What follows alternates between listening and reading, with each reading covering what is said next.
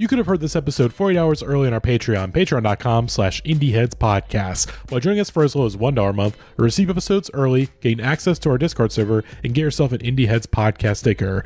Mainland episodes go up on our Patreon 48 hours before it hits our public podcast feeds. But if you're hearing this via our Patreon feed, we thank you so much for your support. We especially want to thank our Real One's Patreon supporters, including Becca Etienne, Jordan Bukowski, Bradley P., James Boss, Marcy Anime, Delaney Mothman, Josiah Duncan, Matt Cameron, A History of Violet, Kevin Pierce, Awat, Javon Clement, Jamie Elward, Three Twist Balloon Dog, Charles, Nicole Rifkin, Tim's Discount Prices, Commander and Beef, Jay, Rena K, Ian, Matthew Taylor, Chance Holdup, Sarah Moore, Griff, Max Kapazinski, Mark Barry, Jenna LaFleur, Cal 50, Piss, Chris Wade, Jake Wald, Grant, Keep Autism Weird, Rob Marino, Max, Zach, Gavin 490 Freak, Maze Farms, and Alex Grichmanoff. And if you want to be amongst these names, consider upgrading to our Real One tier on Patreon, where you'll also receive a bonus episode every month on top of other perks.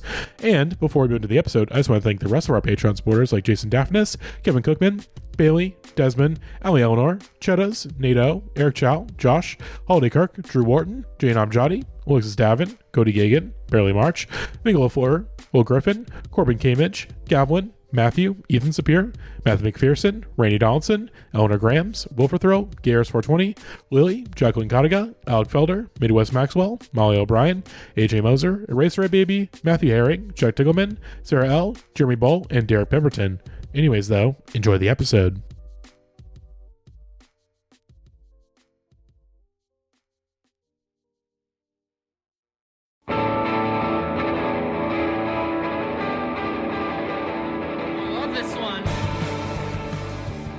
Happy Pride Month, Indieheads podcast listeners. It's me, it's Matty Monroe, your host, your ally host here on the Indieheads podcast, as we are now into the second episode of our Pride Month coverage here on the Indieheads podcast. Of course, last week's episode we did Gotta Get That 3 on the Monster Mash, where I made 5 transgender people talk about the Monster Mash for 2 hours straight.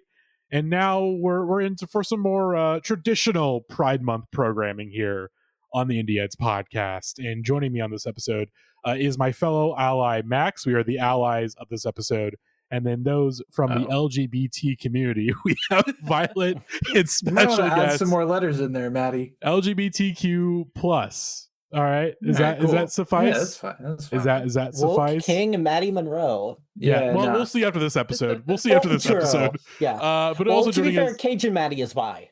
Yeah, of course, famously bi. Famously bi. I'm not. Cajun Matty's diversity. Cajun Matty's diversity casting in The Leftist Dentist. It's too early for him to come out, and also I probably have to grab a beer before he comes out. Anyways, joining us on this episode, first time on the pod in a long time, Reanna Cruz back on the pod. Hello, I'm happy to be here as your token diversity for this episode. I'm honored. Hey, to be fair, we do have Violet, so we do have more. We have our DEI covered on this episode. Of course, to an extent. we have all the bases figured out on this one. A real Captain Planet arrangement we have here tonight. It is crazy because it has been a while since Reanna and I potted together. I think it was the Gaga episode. It might have been. Last time I was still a dude. Like this has been crazy. But yeah. I'm glad you're back. This is the perfect episode for you to be on for obvious reasons. We'll get into it. But this episode we will be talking about music by drag queens. This is something a playlist I made a couple years ago. I don't remember. It's been well, I think it was a couple of years ago, because there is one song here that is distinctly something that was a very hot ticket item. Lightning just crashed, and Matty fucking did the quickest, most urgent turnaround I've ever seen. But like I was saying, there's one song on here that is so distinctly reminiscent of season 15 and season 17 currently just finished airing of RuPaul's Drag Race. All the songs we'll be talking about tonight are specifically songs by cast members and people associated with RuPaul's Drag Race. There are other drag queens that make better music, worse music. We're talking about some of the worst of the of the worst tonight. But Yeah. when I made this, I thought, oh, there's no chance any of the queens are gonna hear this, so I can really go in, make fun of this music. But then something happened. I'm just gonna share. I run my own Instagram drag competition, and I have since 2018. And I'm just gonna share the promo picture of one of my cast members who was on the very first season, and then was on my very first All Star season. In our chat, I just hit the link, Matty. If you could click on it for us, or it'll show you who it is. Oh, yep. We're looking at No a way. lovely No queen way. by the name of Lydia Collins, who has been one of my very good friends since I was genuinely started drag in 2017. Wow. Lydia Butthole Collins. Yep, and now she was just on. I sent another picture in the chat. She is currently competing on RuPaul's Drag Race All Stars because she just did her own season, and the people are eating her up as they should. She's an she's incredible doing artist. extremely well. Yeah, she's doing very well on the show. Wow. She is beloved, but she has been a very close friend of mine. Still is a close friend. We still talk pretty often. Love her, but I am afraid that through my connection with her, someone's gonna hear this. To which I say, this is all in jest. Please don't take it personally. And you won. You won. You're a Ru girl. You get to tour, and I'm here sitting in my bedroom talking about your music. You won. You won. So take everything we say with a gigantic grain of salt. Yes. On the contrary, I mean everything that I'm about to say. Okay, yeah. Well, to be fair, you famously started a war in the drag world. I know. I stand on NPR business. I stand on business. So I'm excited. Is it not clocking to you that Reanna is standing on business? Standing on business. Yeah. Does the drag world live in the panopticon of RuPaul? Sorry, that's like the first thing I've said on the podcast. That was probably the crazy first thing to say. But does like the drag world at large kind of live in the panopticon of RuPaul and the eye of RuPaul? Because as far as like mainstream drag goes, I would say kinda. Yeah. The RuPaul's Drag Race has taken off like no other fucking show I've ever seen before. Every girlfriend ever is really into this show. Genuinely, it kind of has made drag mainstream, which is ironic because before the show, RuPaul used to say drag will never be mainstream.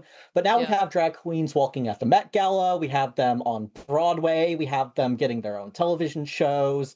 It really has kind of made drag more in the spotlight and out of the club. It has changed the face of drag, some for better, some for worse.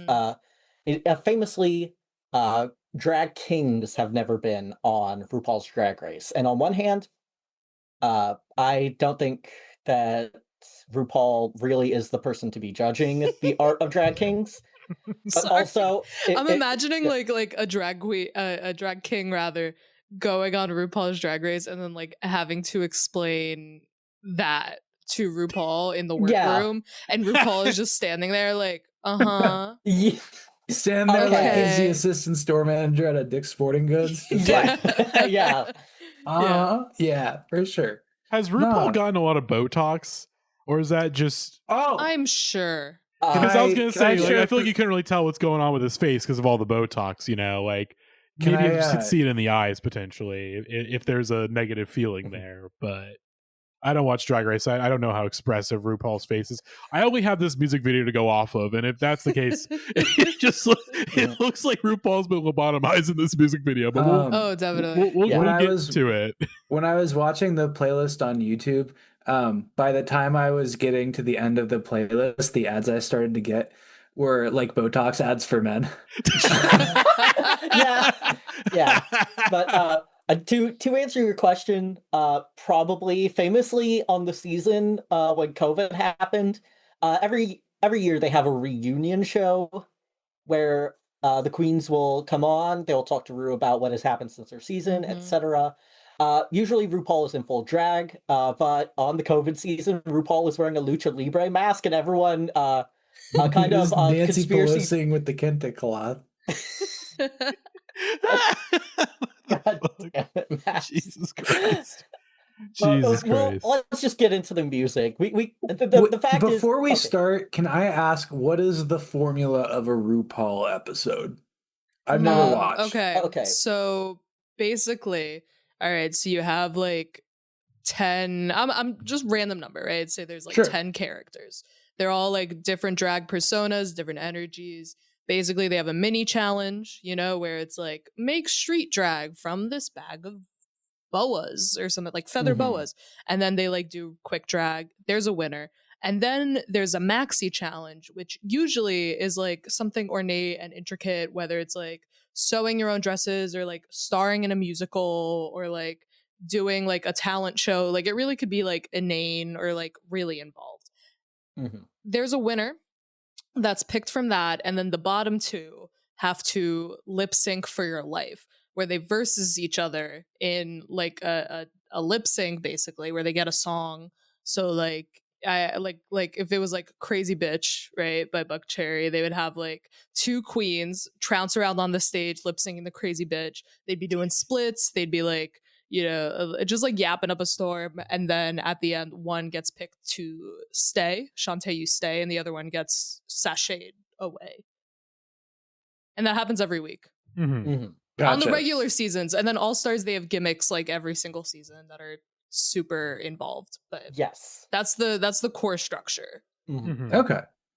Yeah, great. I understand it. Yeah, no, it sounds like I mean, it sounds like a lot of TV shows. Survivor with its reward challenge and immunity challenge, Top Chef with its quick fires. I feel it needs to be said that RuPaul's Drag Race did start kind of as a drag parody of America's Next Top Model. And then from there, it has expanded and grown. When did it start? 2009. Okay, with the facts. I wouldn't have known that. Yeah, but you watch the first few seasons and like everybody looks busted. Also, oh my god! Like it's crazy. Like the first few I'm gonna say the first like season and a half, first 2 seasons of Drag Race, there's like a Vaseline smudged filter over the camera. Yes. So like everything is like blurry and super shiny and like oversaturated, and they're like filming and like what is very clearly a warehouse with like fabric draped over the walls. Like it's so low budget. And I think something to think about as we talk today is that most of the songs that we're talking about are from queens of later or like mid to late seasons of Drag Race. There's one queen on here, I believe, that has that comes from the early season, like season 1, and you could see like the quality of drag versus like somebody we're going to talk about today, Shea Couleé, who's very like polished, very model, very like high end fashion and drag, versus someone like the lovely TaMMie Brown, who was on season 1 of RuPaul's Drag Race. There's a distinct difference there, and I think that goes back to like what we were talking about like the how Drag Race has changed the form of drag for better or for worse. Yes. Before we get into it, since we were talking about intros, I just want to quickly watch my favorite person coming into Drag Race ever, which is, of course, I believe India Farah on season 3 for a very specific reason. I'm sending the link now. Reanna already knows. This is Girl Prison Honey. There are 2 queens wearing the exact same thing. Girl Prison Honey. Oh, God. All right. Yes. 2 queens wearing the same wig, the same leather, the same giant silver earrings. I thought it was a different camera angle. I didn't realize that's what I was watching. No, they're the same person. Yeah. The same person. Oh my God. I think there's always a beauty to be found in watching like the first few seasons of a reality show that's been going on for a long time. Because by this point they've like found their formula for the most part and find out what works, and there will be like little changes, but for the most part, to someone who's watching the show for a long time, it's like, keep giving me that slop, basically. Like the characters change enough to keep you interested, but it's largely the same. But you go back all the way and go to season 1, and it's just completely different. And there's pieces of the identity of what the show will become, but it's so much different and so much less polished. And even if it might not be as good, it is always interesting to go back and see. Like Who Wants to Be, or I'm a Celebrity, Get Me Out of Here, the show where they put celebrities in the jungle. Yeah. That's probably the best example of it. By season 10, they got it down pat, but season 1, and that's what I feel like we're going to get into with Deal or No Deal Island in 10 years' time. Like, I think that's going to become a staple. The banker was already one of the legendary TV villains, but by 2035, especially with the way the economy is going, the banker is going to be more. He's going to be more hated than the whammy guy. Wow. What do you We're think going to the bankers- villainize the banker in Deal or No Deal. He will be public enemy number 1. I think No, that the that was banker what could do that was cunty like drag. the promo for. I don't know if you saw promos for Dondi Deal or No Deal Island season 1, but a lot of the ads Dondi? were. Yeah, no, Dondi is what the fans call it. But the ads for it were like, this guy, he's out to get us. He's the most evil guy in reality TV history. And they're talking about the fucking banker. And they were treating the banker like a fucking predator? What the fuck? Yeah. I would hate to be on an island stalked by the banker. Oh my god. See, and my reality is or my knowledge of reality TV is like, I know so much about RuPaul's Drag Race, and I know nothing about, say, Deal or No Deal Island. Yeah. So it's a matter of taste. Mm-hmm. Yeah, tea. Full tea. Yeah, like when I didn't love Howie Mandel as a kid, but I thought he was a big deal. I don't know if that's what we were talking about. So? He was on The Masked Singer. And wasn't he on America's Got Talent too? Yes, I guess my he parents was. are old, Yes. so I was locked into network TV. So I was like, Yes. Howie Mandel's like the most famous guy.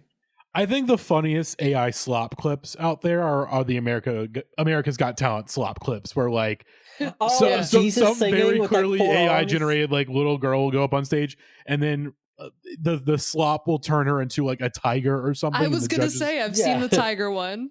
those are again. I generally think that we need to abolish AI, like Boot Larry and Jihad Absolutely. But- Absolutely. that is the funniest stuff when it comes to AI slop. and remember, like, you think, oh wow, this is so obviously fake. That shit is melting your grandparents' brain. Your grandparents are watching that and being like, oh my god, that's real, and it's melting their brain. It's truly incredible. And speaking of melting your brain, let's get to our first song on the playlist. All right, let's get into it. And of course, Reanna, the floor is yours. I was gonna say, I asked you to be on this episode specifically Yeah, because, of course, you wrote a scathing piece about the song for I did. NPR a couple of years ago, I and did. I realized we got to get Reanna back in the booth for this entire playlist, particularly because this is the first song. Mhm. It is RuPaul's Smile. I know, it's really Now, it's radical. I did not listen to this at the time. I was like, oh wow, people are getting mad at Reanna. I'm like, oh boy. I didn't listen to it, and now I'm like, how can you listen to this and get mad at you? Because what? That's like, wait, so I think this, so if I may, do I have permission to read some clips from my please. review of Please. RuPaul's Please track do. Smile? First line, RuPaul's 2022 album Mama Ru is the final death knell of bubblegum hyperpop. Throughout the 30-minute record, Ru somehow manages to commodify and repackage the sounds of almost every single musician who has made an impact on queer internet communities over the past several years, including but not limited to Shy Girl, Kim Petras, Nabasenda, and the late Sophie, who is rolling in her grave at the Familiar Fruit production of a song called Pretty Pretty Gang Gang. Ugh. Had Smile come out in 2019, I would have thought it came with a Dylan Brady production credit. However, in 2022, the scene has already moved on, giving Smile the mark of bleak corporate reappropriation. I think there's a lot of things about this song, and this is me speaking in 2025, there's a lot of things about this song that are very unsettling to me. It has like an air of like elder abuse a little bit, because I'm like, who is feeding RuPaul? Like, who is presenting RuPaul with, I don't know, like, in 2022, Charlie XCX is how I'm feeling now. Like, I can't imagine RuPaul sitting down listening to this. And it's just baffling to me. I think in 2025, I have a little bit more clarity on where RuPaul was going career-wise and how she's kind of rebranding herself for a younger audience. I think we've seen that in the way that RuPaul handles her TikTok and the way that she handles like the show itself and its modernization. But this song to me was and still is like one of the worst things I have ever heard. This is so fucking insane. Crazy. First off, someone in the comments pointed out that RuPaul is probably sitting on a chair for this entire video. Unless you notice that, you can't see it. RuPaul's wig is so high on his head in this video. Yeah. And it's like the same 3 clips over and over again. Everything else is like it's got the Brian Bumper quality to it. Oh yes, this is like Bumper with. And then it ends with like I saw the TV glow style haze and the worst disclaimer I've ever seen. This song is not good. I said before we started recording that it reminds me of like if a guidance counselor tried to do like a Sophie parody, like to to spread positive energy in the school. I don't think RuPaul's music is particularly great. I don't understand why there are people that buy it. No disrespect to someone who, laid the groundwork for people like me to talk shit, but right, like all respect to RuPaul, yes, but people listen to her music and are very, very passionate about it, as I've learned. There is something I think, Reanna, I don't know if you will agree with this take I have about people who are very like defensive of RuPaul and her music, but to me, it definitely can be put into 2 camps. One is the people that acknowledge RuPaul as a trailblazer for queer people and drag queens, especially queer people of color, which, is fair. Like, you don't have to like all of Ru's music. I do like Supermodel, You Better Work, but come on, that is a 90s classic to me. But sometimes your goat gets washed. Yeah, that is exactly what's happening here. Literally, it's like I like Supermodel You Better Work is a classic. Call Me Mother. Guess who's have back had in the house many nights listening to Call Me Mother. I think also RuPaul has the potential, I think, to make like interesting music. I struggle to use the word good because I don't think, and this is me like we will see this over the course of the episode, like I don't think drag queens can make good music, generally speaking. I think I agree. Yeah, at least in this context of trying to cash in on your time on RuPaul's Drag Race. Yeah, I just get your bag. Think get your bag, honey. Sorry, go on. No, I was gonna say I just like I respect it. I immediate that. I think the only good drag queen music is the music from Divine from the 80s. Oh, yes. But that has an asterisk with it because I don't think Divine was making drag music. I think Divine was making pop music. Yeah, all of the Divine songs that we're going to drag listen queen making music. Exactly. Not someone making drag music. And I think all the music that we're talking about today is drag music, and it has varying degrees. Your mileage will vary with each of them. But I do think, to digress, RuPaul makes interesting music at times. Like you listen to some of her songs. I think of her song like Mighty Love, which has the weirdest chord structure that like I don't know I've ever heard. Like that is a wild song. It's on American. What? She has so many albums. Yes. I was about to ask, how long is the music career? Let's see. It's since the 90s. Since the 1990s. Yeah. She also tends to put out a record every season of Drag Race. Yes. Okay. And then during the season of Drag Race, there's always like a song that they lock in on where like usually like the final 4 challenges, like you'll be in a music video for my new song. Exactly. So they got her on like the Elvis schedule, like, all right, you gotta get like an album or 2 every year, Yeah. Right. Yeah. She's coming out like the new Call of Duty. Yeah. But I think RuPaul has some songs that I can listen to. I saw Sissy That Walk is RuPaul's most listened to song, and I think that's pretty That's fair. a good song. I think that's a great song. Cover Girl, catchy. But Hustle That Cat, love. glamazon, like we'll be talking about Reju Rochu on a future episode because that is too important to not talk about. Mm-hmm. But to finish my point I was making a little earlier, there are definitely, in my opinion, people that will like adamantly defend RuPaul's music. The first being people that acknowledge that RuPaul is a trailblazer, which is correct. These are typically RuPaul's, queer fans. And then we have the straight fans, not to put straight people on blast, but a lot of them, RuPaul is like the one gay friend these people have in a way, and so they feel the need to defend. They actually take like the Mama Ru stuff seriously. You get too Portlandia coded with it, Yes. Oh my god, yes.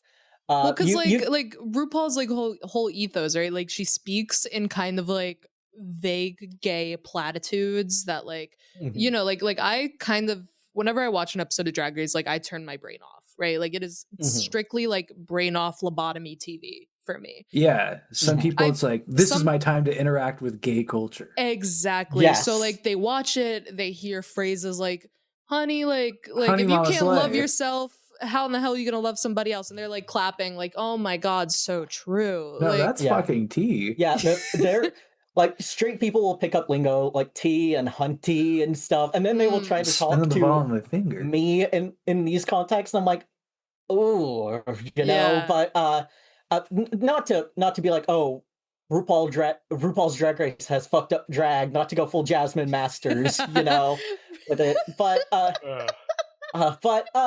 I think RuPaul for the most part, I'm fine with RuPaul doing this stuff. Like let Ru make bad Kim Petras knockoffs. It's important for like every subgroup to have bad art. Yes. Yeah. Yeah. Yes. Because like if you're only doing good stuff, that just means like you're not propping up the bad stuff. And like having bad taste sometimes is fun. Oh yeah. Like just Max, I have a feeling you're really gonna love drag. Yeah, I think Max will grow to love because I drag think I really think like there's an iceberg of drag and the top 2% is good and then there's 98% that's not good. Oh my god, we got to get Max into some of the Dragula girls that are messy. Oh my god, like there's so much bad drag in the world. I was gonna say on a local level, Max. I was gonna say my current barber is a drag queen, and they did invite me to a show the last time I got a haircut. I did not go because I was busy during that day, but when I go back for another haircut, Max, I will get the tea for that's what the fuck. Oh my god, Matty. Nice one. Some tea. I just immediately felt like I discussed saying that, but I will get the information and see what shows are coming up. I feel like when I listen to this playlist, I don't know if I should say this, but I feel like when I listen to it, I was just like at peace because it's like, gay people can have bad taste too, and that's okay. Oh yes, absolutely. And that's like made a career off it. Like legitimately a beautiful thing. Like like I said, if it's all good, then it's like we're being too tasteful here. We need the bad stuff. Yeah. Yeah, a gay person will tell you to your face that Talking Heads are the most overrated band of all time, then tell you that Bratz Rock Angels soundtrack is like Emmy worthy. Right, that's gay culture. That's gay culture. In the gay community is Grammy, is asking someone how they feel about RuPaul like a test question. A little bit. But also, I will say that you usually can tell. Like you can tell from the type of gay person that you're talking to, like if you're talking to like some like quirked up like they twink from I don't know Bushwick, like you can usually catch a vibe where you're like, oh, either you're a RuPaul gay where you're like, oh my god, like yes, love that bitch, or you're like I watch Drag Race because there's nothing else on TV. Yeah. Or you'll watch Drag Race because one of your good friends is on it, in my case. Shout out Lydia Butthole Collins. Yeah, we love you, Lydia Butthole Collins. I'm sorry that I eliminated you on the Toni Collette challenge on my drag competition, but I love you. But There's so much. I feel like RuPaul I've learned a lot in the first content, song alone. I feel that like we could talk about. We could talk about the fracking. We could talk about the Drowning Man. I sent a video in the Discord that we need to watch real quick. This is just one of the best videos ever. Oh, Jesus Christ. All right, let's just start from the beginning.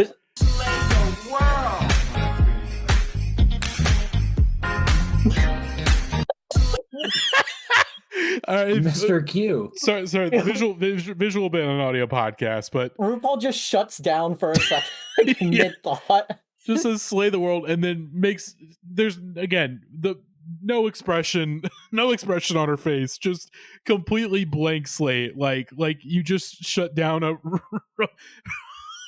Yeah, for a comparison point, it's like that one clip from the 2016 primary. I don't remember what candidate it was, but Trump, it's like Ben Carson or something, but Trump walks past him. Oh, yeah, it was Ben Carson. Yeah, it's kind of like that. Oh my God. Yeah, I don't know. I feel like I don't know that much about RuPaul. Yeah. It seems like a very complicated figure. Yeah, RuPaul is definitely not one of the most contentious figures in queer history, but one that person to person have varying thoughts on. My favorite RuPaul moment, not to get into it, is definitely the time there used to be a very big controversy with RuPaul's Drag Race when it comes to trans women competing on the show. Typically, say season 9, I think season 9 was the first to have an out trans woman competing who was openly out on her season with Peppermint, who we'll talk about tonight. Before queens would compete and then later come out as trans. People like Carmen Carrera, or say Sonique, or Jiggly Caliente, who recently passed. May she rest in peace. Jiggly Caliente. Yes.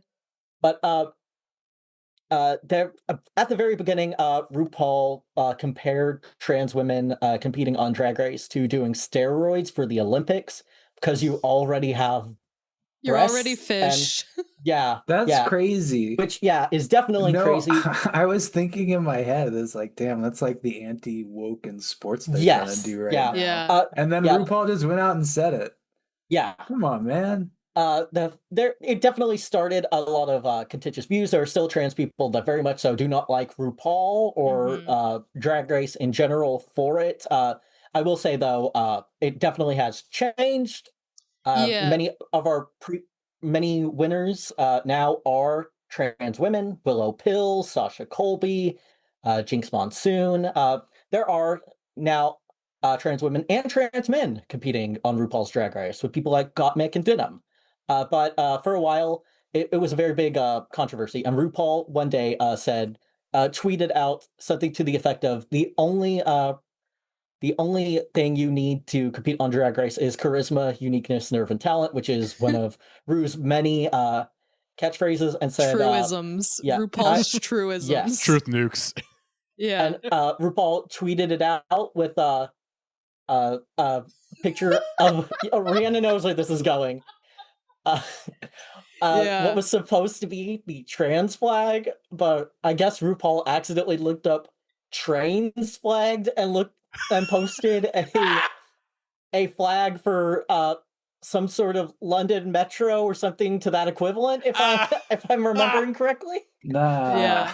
There's a lot awesome. of RuPaul lore to get into. My favorite of all time is that, but the second has to be when RuPaul went on. But there it is. Rihanna just posted it. Oh, here we go. Yeah. And the 10 years casting Drag Race, the only thing we've strained for is charisma, uniqueness, nerve, and talent, and that will never change. And it's just a bunch of what flag is that? Acronym going. I see. You said it's for like a train. Yes. I can spot an acronym from a mile away. Yes. Yeah. Get it? It spells out cunt. Okay. I see. This is so funny also because I haven't had to explain like Drag Race to straight people in maybe like 10 years. So this is very, very It's funny. our burden to bear. Yeah.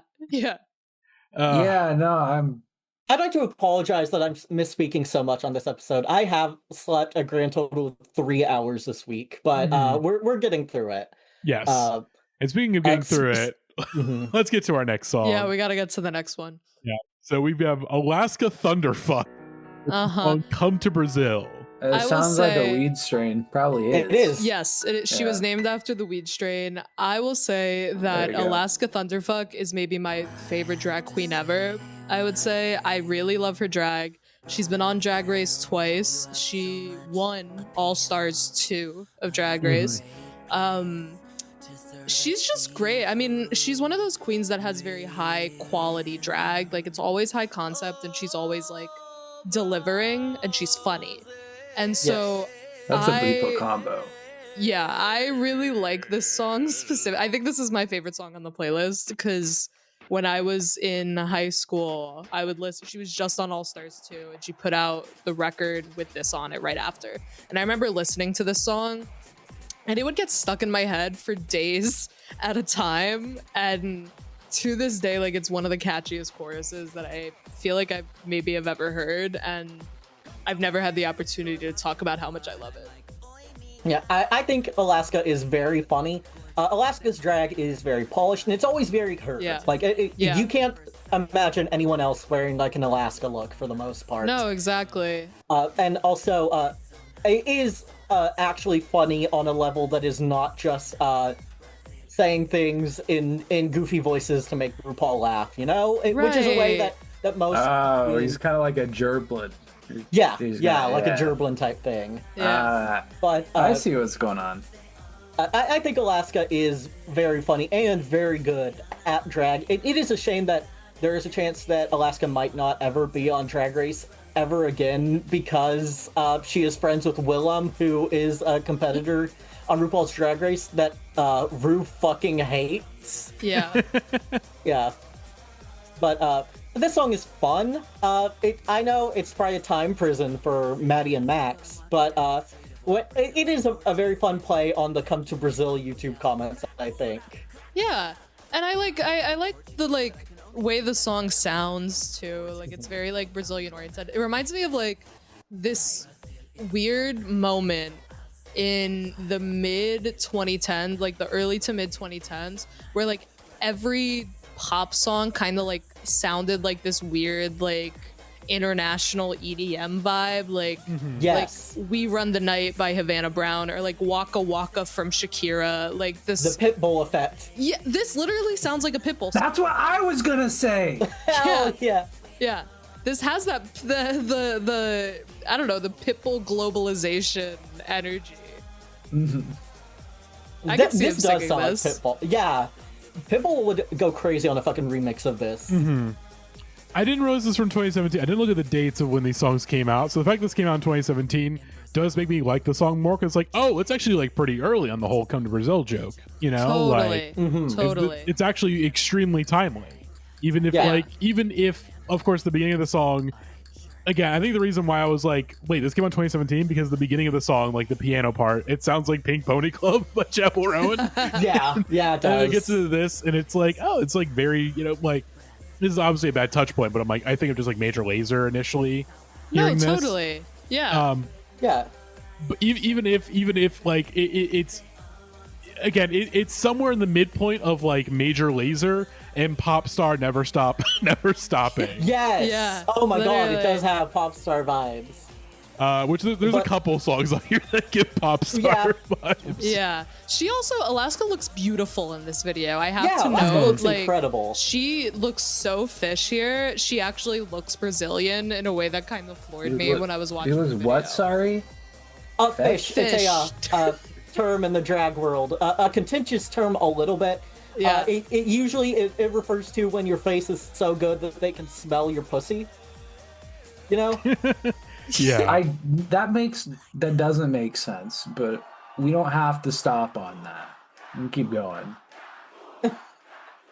Your like, face looks so good, you can smell the pussy. You got to think like a drag queen is trying, and I use that very loosely, right? Like the concept of a drag queen is, in the most traditional sense, is a man trying to look like a woman. Obviously, not always the case, as we've talked about, but that's where the term "fish" comes from, because it's like it. Oh, like you're in like you're passing. Like you're pass. Oh, Yeah.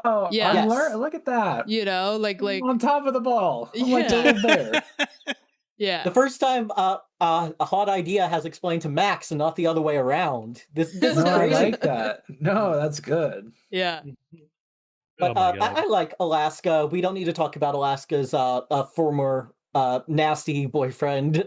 We can skip over that.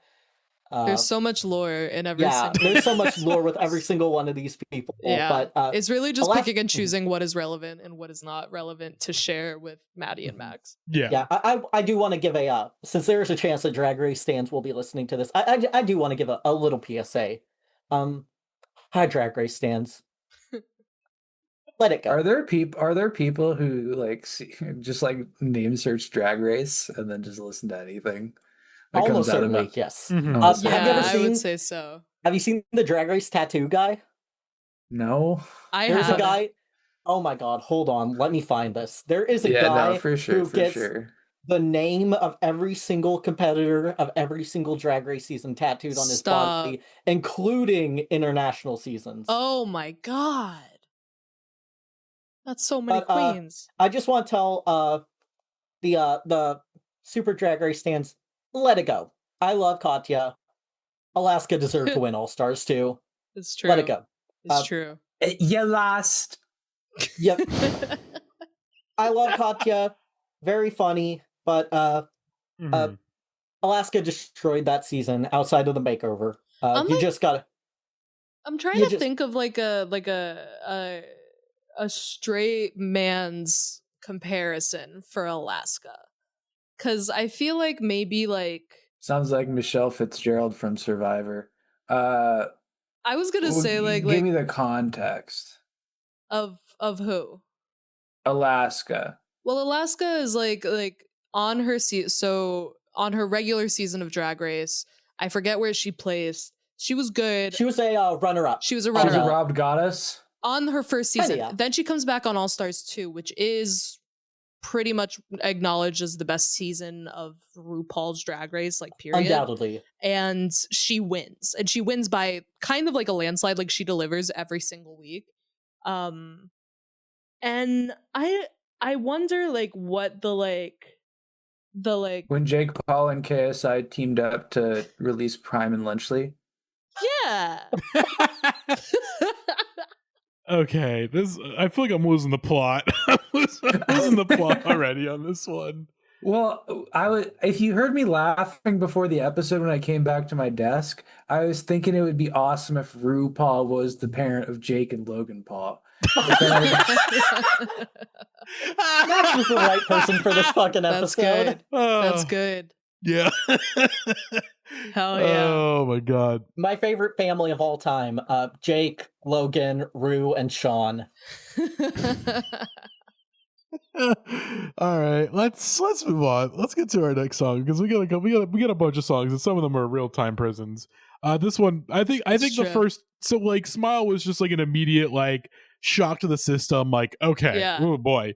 And then this is it's real long. It's real long, but it's competent. It's a competently made song. It's a fine pop song. Yes. And then you get to this and I realize, oh, this is not going to be a fun episode. This is not going to be a fun episode. I don't know what you're talking about. This is so funny. This is an all-timer to me. So a little context for this one. So we kind of talked about this a little bit in the previous two songs, but it is kind of a standard for queens on seasons of Drag Race to go on, have some sort of moment that makes RuPaul laugh or sticks with the fans, and then they will capitalize on that by turning it into a quickly produced song that they could sell on like iTunes for $2.99 and make some coin on, which is fine. You know, make your coin any way you can to afford your outfits and your wigs. Yuhua Hamasaki was on the 10th season of RuPaul's Drag Race and is just one of our most elaborate shit posters in the world of drag. This is so funny to me. Yuhua is like an experiment in what if a drag queen was actually funny for real for me. When queens disappear for RuPaul's Drag Race, they oftentimes, since these are people that are not public figures, but still public figures. They have gigs, they have performances, they have schedules, they have times you could see them. So when they go to film Drag Race, they disappear for a month. So people in their local scenes will take heed of this. And so there is quite literally on like Reddit and like YouTube and places, there are master lists of like every queen in every major city in the US. And when one disappears for a month, they are put on alert. And so basically since season 4 or 5, superfans have known the entire cast of RuPaul's Drag Race before any promotional material comes out. Oftentimes, production will leak, so they also know the placements, they know challenges. It's crazy. The entire show gets spoiled before it airs. But when this happens and Yuhua disappeared to film and came back, Yuhua said, this isn't funny, guys. I was in a coma. Don't make fun of me. Yuhua wore this look we were looking at on the album art on the very first episode and was received very well. You can kind of look and see that the headpiece is kind of shaped like an Ankh. Mm-hmm. And Yuhua did not know what an Ankh was, so there was some kind of funny banter with the hosts about wearing an Ankh, even though she didn't know it. And so this is basically a shit post based on that. Basically, every line in this is taken from another drag queen song and just replace a noun with Ankh. And if you were listening during my rambling, the chorus to this is, in fact, Old MacDonald Had a Farm. Yeah. Ankh. Important. This entire thing is just a shit post on the general standard release of a song based on your performance of RuPaul's Drag Race. I fucking love it as that, but without that context, I could see how. Yeah, no, I didn't have that context. This is just miserable. This is just miserable. I'm sorry, Matty. Yeah. Although I will say ahead of the curve on the whole pop songs as nursery rhymes kind of thing that was going on for Leah, a time Kate, there. And Gail definitely took inspo from Miss Hamasaki. Yes. Who let's just say it. I'm rooting for you on the Slasian Royale, baby. They just announced that they're taking queens of Asian descent because there's a Thailand season, there's a Philippines season, branch. Like there's tons of international branches of RuPaul's Drag Race, and they're all coming in like and Disneyland. Basically. And they're all coming in and they're competing, and Yua's going to be there, and I'm pulling for her. I don't think she's going to win per se because the Philippines or Thailand and Philippines in particular. Are the French like good at drag because they got like the mimes and stuff? Yes. Drag Race France has some fucking crazy competitors that are really good. But that being said, this is so fucking dumb. We've entered dumb area with this and the next one, but this song is a phenomenal shit post that without the context is absolutely a torment nexus. I'm sorry, Matty, that I know that, but this next song we're about to spend so long talking about a queen who is in a grand total of 4 episodes of RuPaul's Drag Race across 2 seasons, yet has made such a profound impact on the culture as a whole. The beautiful, the admittable TaMMie Brown. The queen herself. Yeah, this is TaMMie Brown featuring Michael Catti with Walking Children in Nature. Yeah, this wasn't my breaking point, but this is when this is close. The glass in my brain began to shatter. This is when my brain begins to shatter. This is tough. In another life, this could be Gavin and I.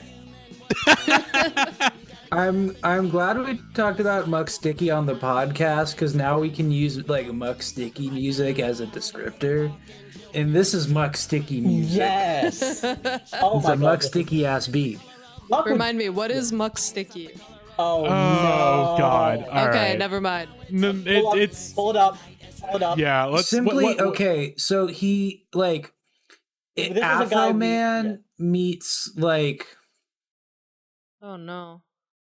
Yeah, let's pull. That's not promising. Just like let's- Afro Man meets, I'm And scared. then I used to, let me look up. should we do pot smoking or podcast chat thingy with- thing, Violet? Max, Yeah, I'll you let can you do pick. pot smoking. Probably. Yeah, Pot smoking's pot always smoking pretty- might be. Yeah. Okay. I gotta figure out because the thing is that you also have to just see what this man looks like also. Oh, So it's just, but like I no. feel like even just the music alone, you get it. So let's do this. And while you're listening to this, pull up, just Google Muck Sticky and look at some photos of this man.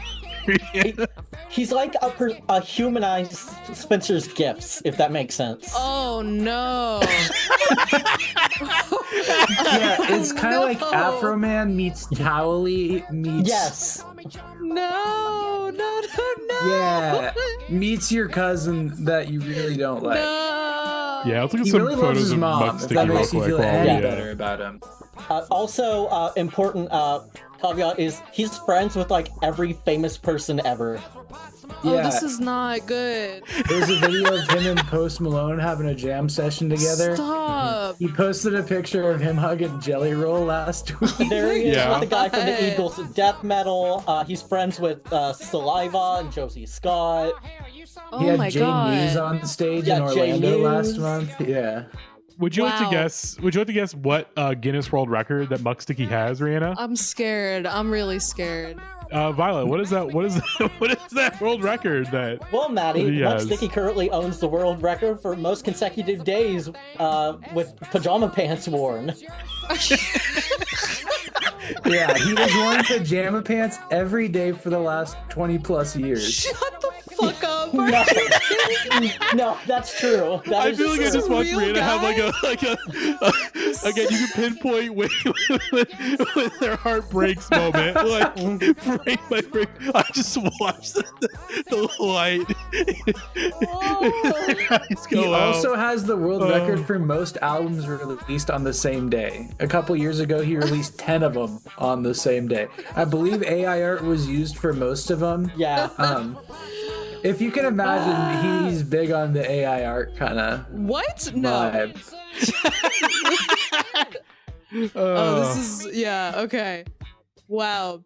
I feel like we've listened to enough of this song. Yeah. I've The gotten my TaMMie hit Brown in. song is like a Muck Sticky deep cut. Now I understand the Yeah. reference, and it's very on brand. It's yeah. extremely accurate. Mhm. But back to Also, TaMMie. Yeah, I feel the need to contextualize that the song is called Walking Children in Nature because there was a famous fight between TaMMie and RuPaul on the very first Drag Race reunion show for the first season, where I don't even remember how it fucking happened, but RuPaul and TaMMie started arguing about like what it means to be an inspiration in drag or some shit like that. It came out of nowhere and it was poorly edited, so I don't know what they were fighting about. But TaMMie at one point just goes, "I don't see you walking children in nature." And for years it was like, what the fuck are you talking about? it has come out that at the time TaMMie's job was like taking kids on nature hikes. So like, fair enough. This is Fair just enough. an environmental anthem in the style of the 70s, but I TaMMie's feel like not I the best can. singer. I feel like I can smell this video. You know what Yeah. I mean? I was yeah. gonna say this is giving Marty and her husband on Girls vibes. Like this is the type of music they'd be Yeah. making. There's an odor, a stench coming from Michael Catti in this Yeah. video that is emanating throughout the screen. I've never been to Burning Man, but this is what I feel like it's probably like. Oh, 100%. Yeah, I don't think the clothes he's wearing does him any favors. No. They look like theater props that got shoved away in a damp closet for too long. Oh my. Ew, Yeah. yeah, like it's. Yeah, he's giving the mildew. nativity play. Exactly. Yeah. Yeah. Oh. Yeah, he does look like he's ready for the Easter pageant at church. Yeah. Yeah. Wow. This is gross.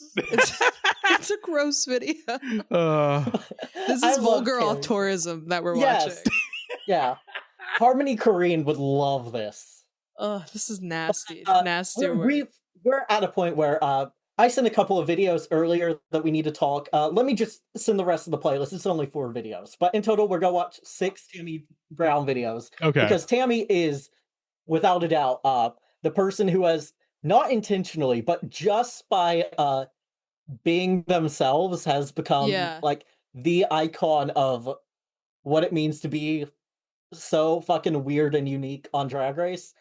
TaMMie Brown is really like one of a kind. She is a character. Yes. But we'll go ahead and just watch some of TaMMie Brown's finest moments. Mm-hmm. She's holding the rubber chicken in a foul way. Chicken. Where basically it's like she just came, but using the rubber chicken as her cock. And the face she's making, it's. I would like to apologize because I tried to find as many memorable TaMMie Brown moments as I could. One of these videos was uploaded by me today because I had to get it for this episode, but I could not find the clip of TaMMie interrupting a discussion in the workroom between multiple all-stars to just say, "My grandpa fucked Marlene Dietrich," but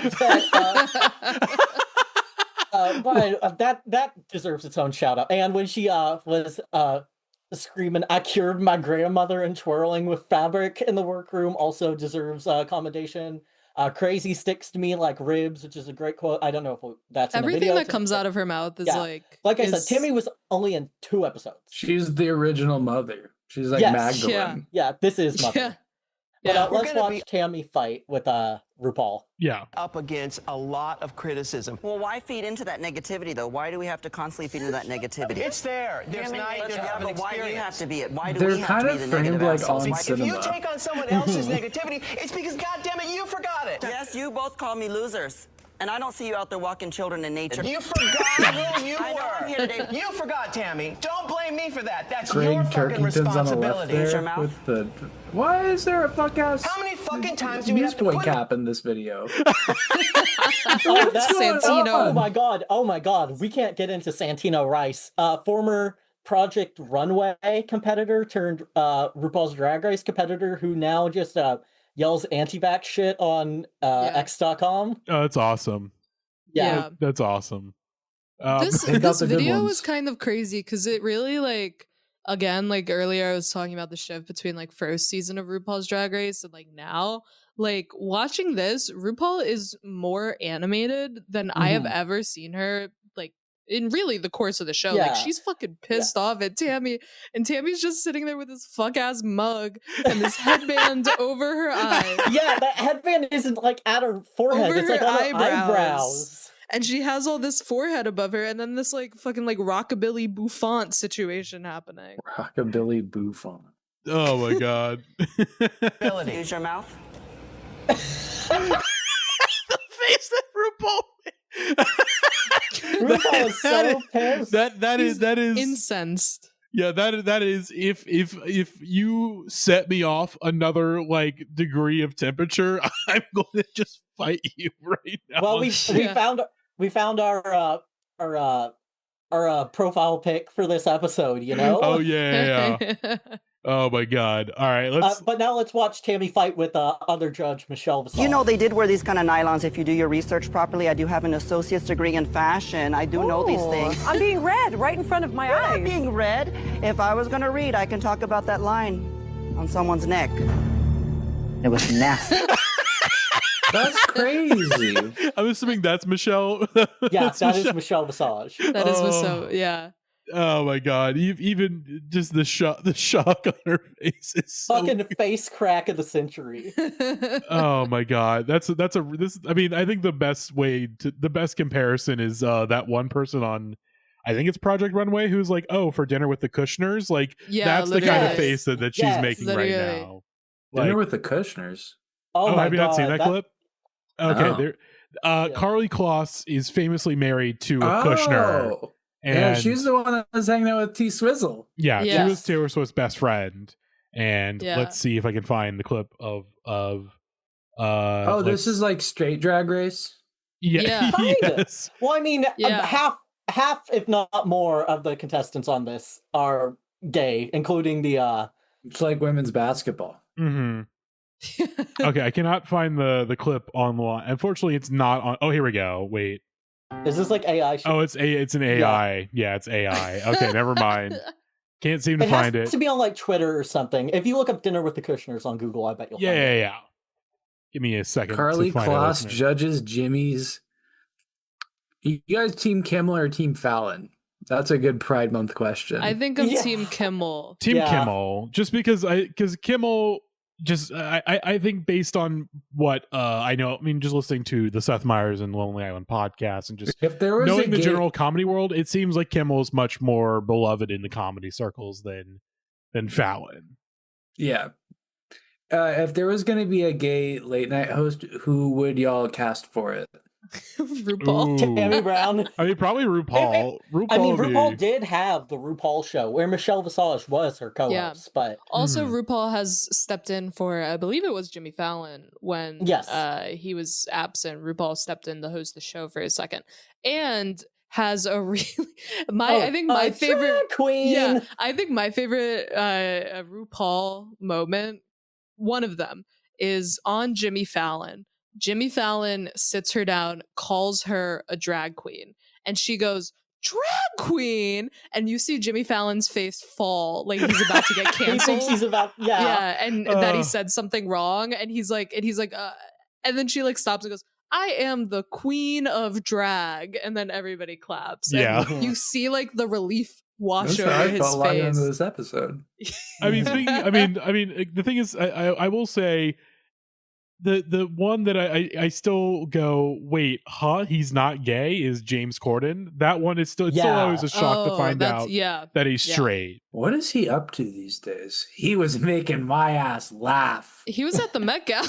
He's at the Met Gala. He's still doing acting and stuff. I know there was some beloved British show that he just did the proper finale for that British people freaked out about, but I don't give a shit what's going on there. Taskmaster. No, American people are always talking about damn Taskmaster. I know. I don't know up with that? what it is. Yeah, I don't know. What the hell is Taskmaster? I think Max, the best way it's dropout for British people. It's dropout for British. I mean, Jason don't know what Mantzoukas is on the I don't know what code. dropout is. Okay, and then that's gonna go. Yeah, let's watch this clip. It's above your pay level. That's Max. like too much into like the YouTube world for me. I think. Mm-hmm.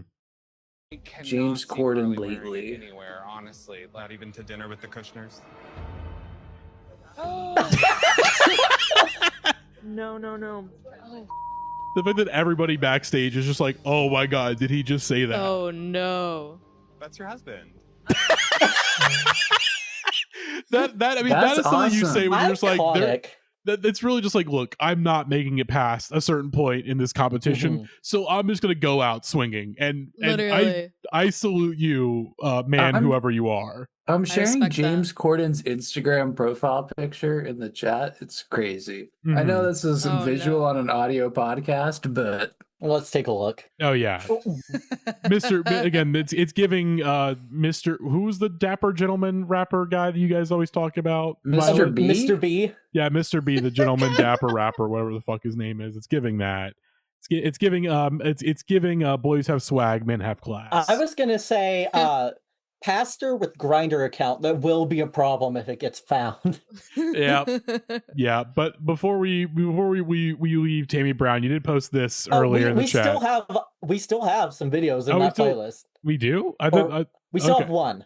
Okay, we do have one, but there's the TaMMie Brown. And then there's also two videos that we'll get to. Okay, let's see. Let's check this out. This is the video I uploaded today. It's TaMMie Brown hates DragCon. Okay. Fucking RuPaul doesn't do his makeup, and they want us there to be at the convention center, Javits Center, that's right. Come see him at booth 355. But back to the swearing. Watch your mouth. Yeah, they get us to get all dolled up early in the morning. Way early. It's giving me Come Ma. to do some ribbon cutting and all kinds of stuff. Well, guess what? I can't do the ribbon cutting because I'm running late. Yeah, thanks for nothing, RuPaul. Oh, a pothole. Wish I'd fall in it right now. Her hair's kind of eating. Yeah, she looks good. Starting a video with RuPaul doesn't do her own makeup and ending it with thanks for nothing, RuPaul is so fucking good. That's a generational player hating right there. All right, let's talk about the dead body story. Okay. Well, how does this look?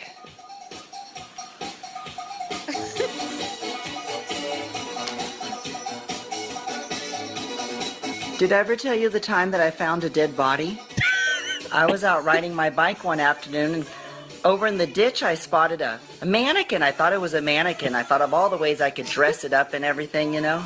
But by the time I got up close, I realized it was actually a corpse, a dead body. Dead bodies. How's this look, huh? New looks? I wish I would be so much happier if I had her brain. I would be so. Literally. There's nothing going on up there. It's there is AI could never Brown would recreate change me. this video. AI could never create TaMMie Brown. no. This is.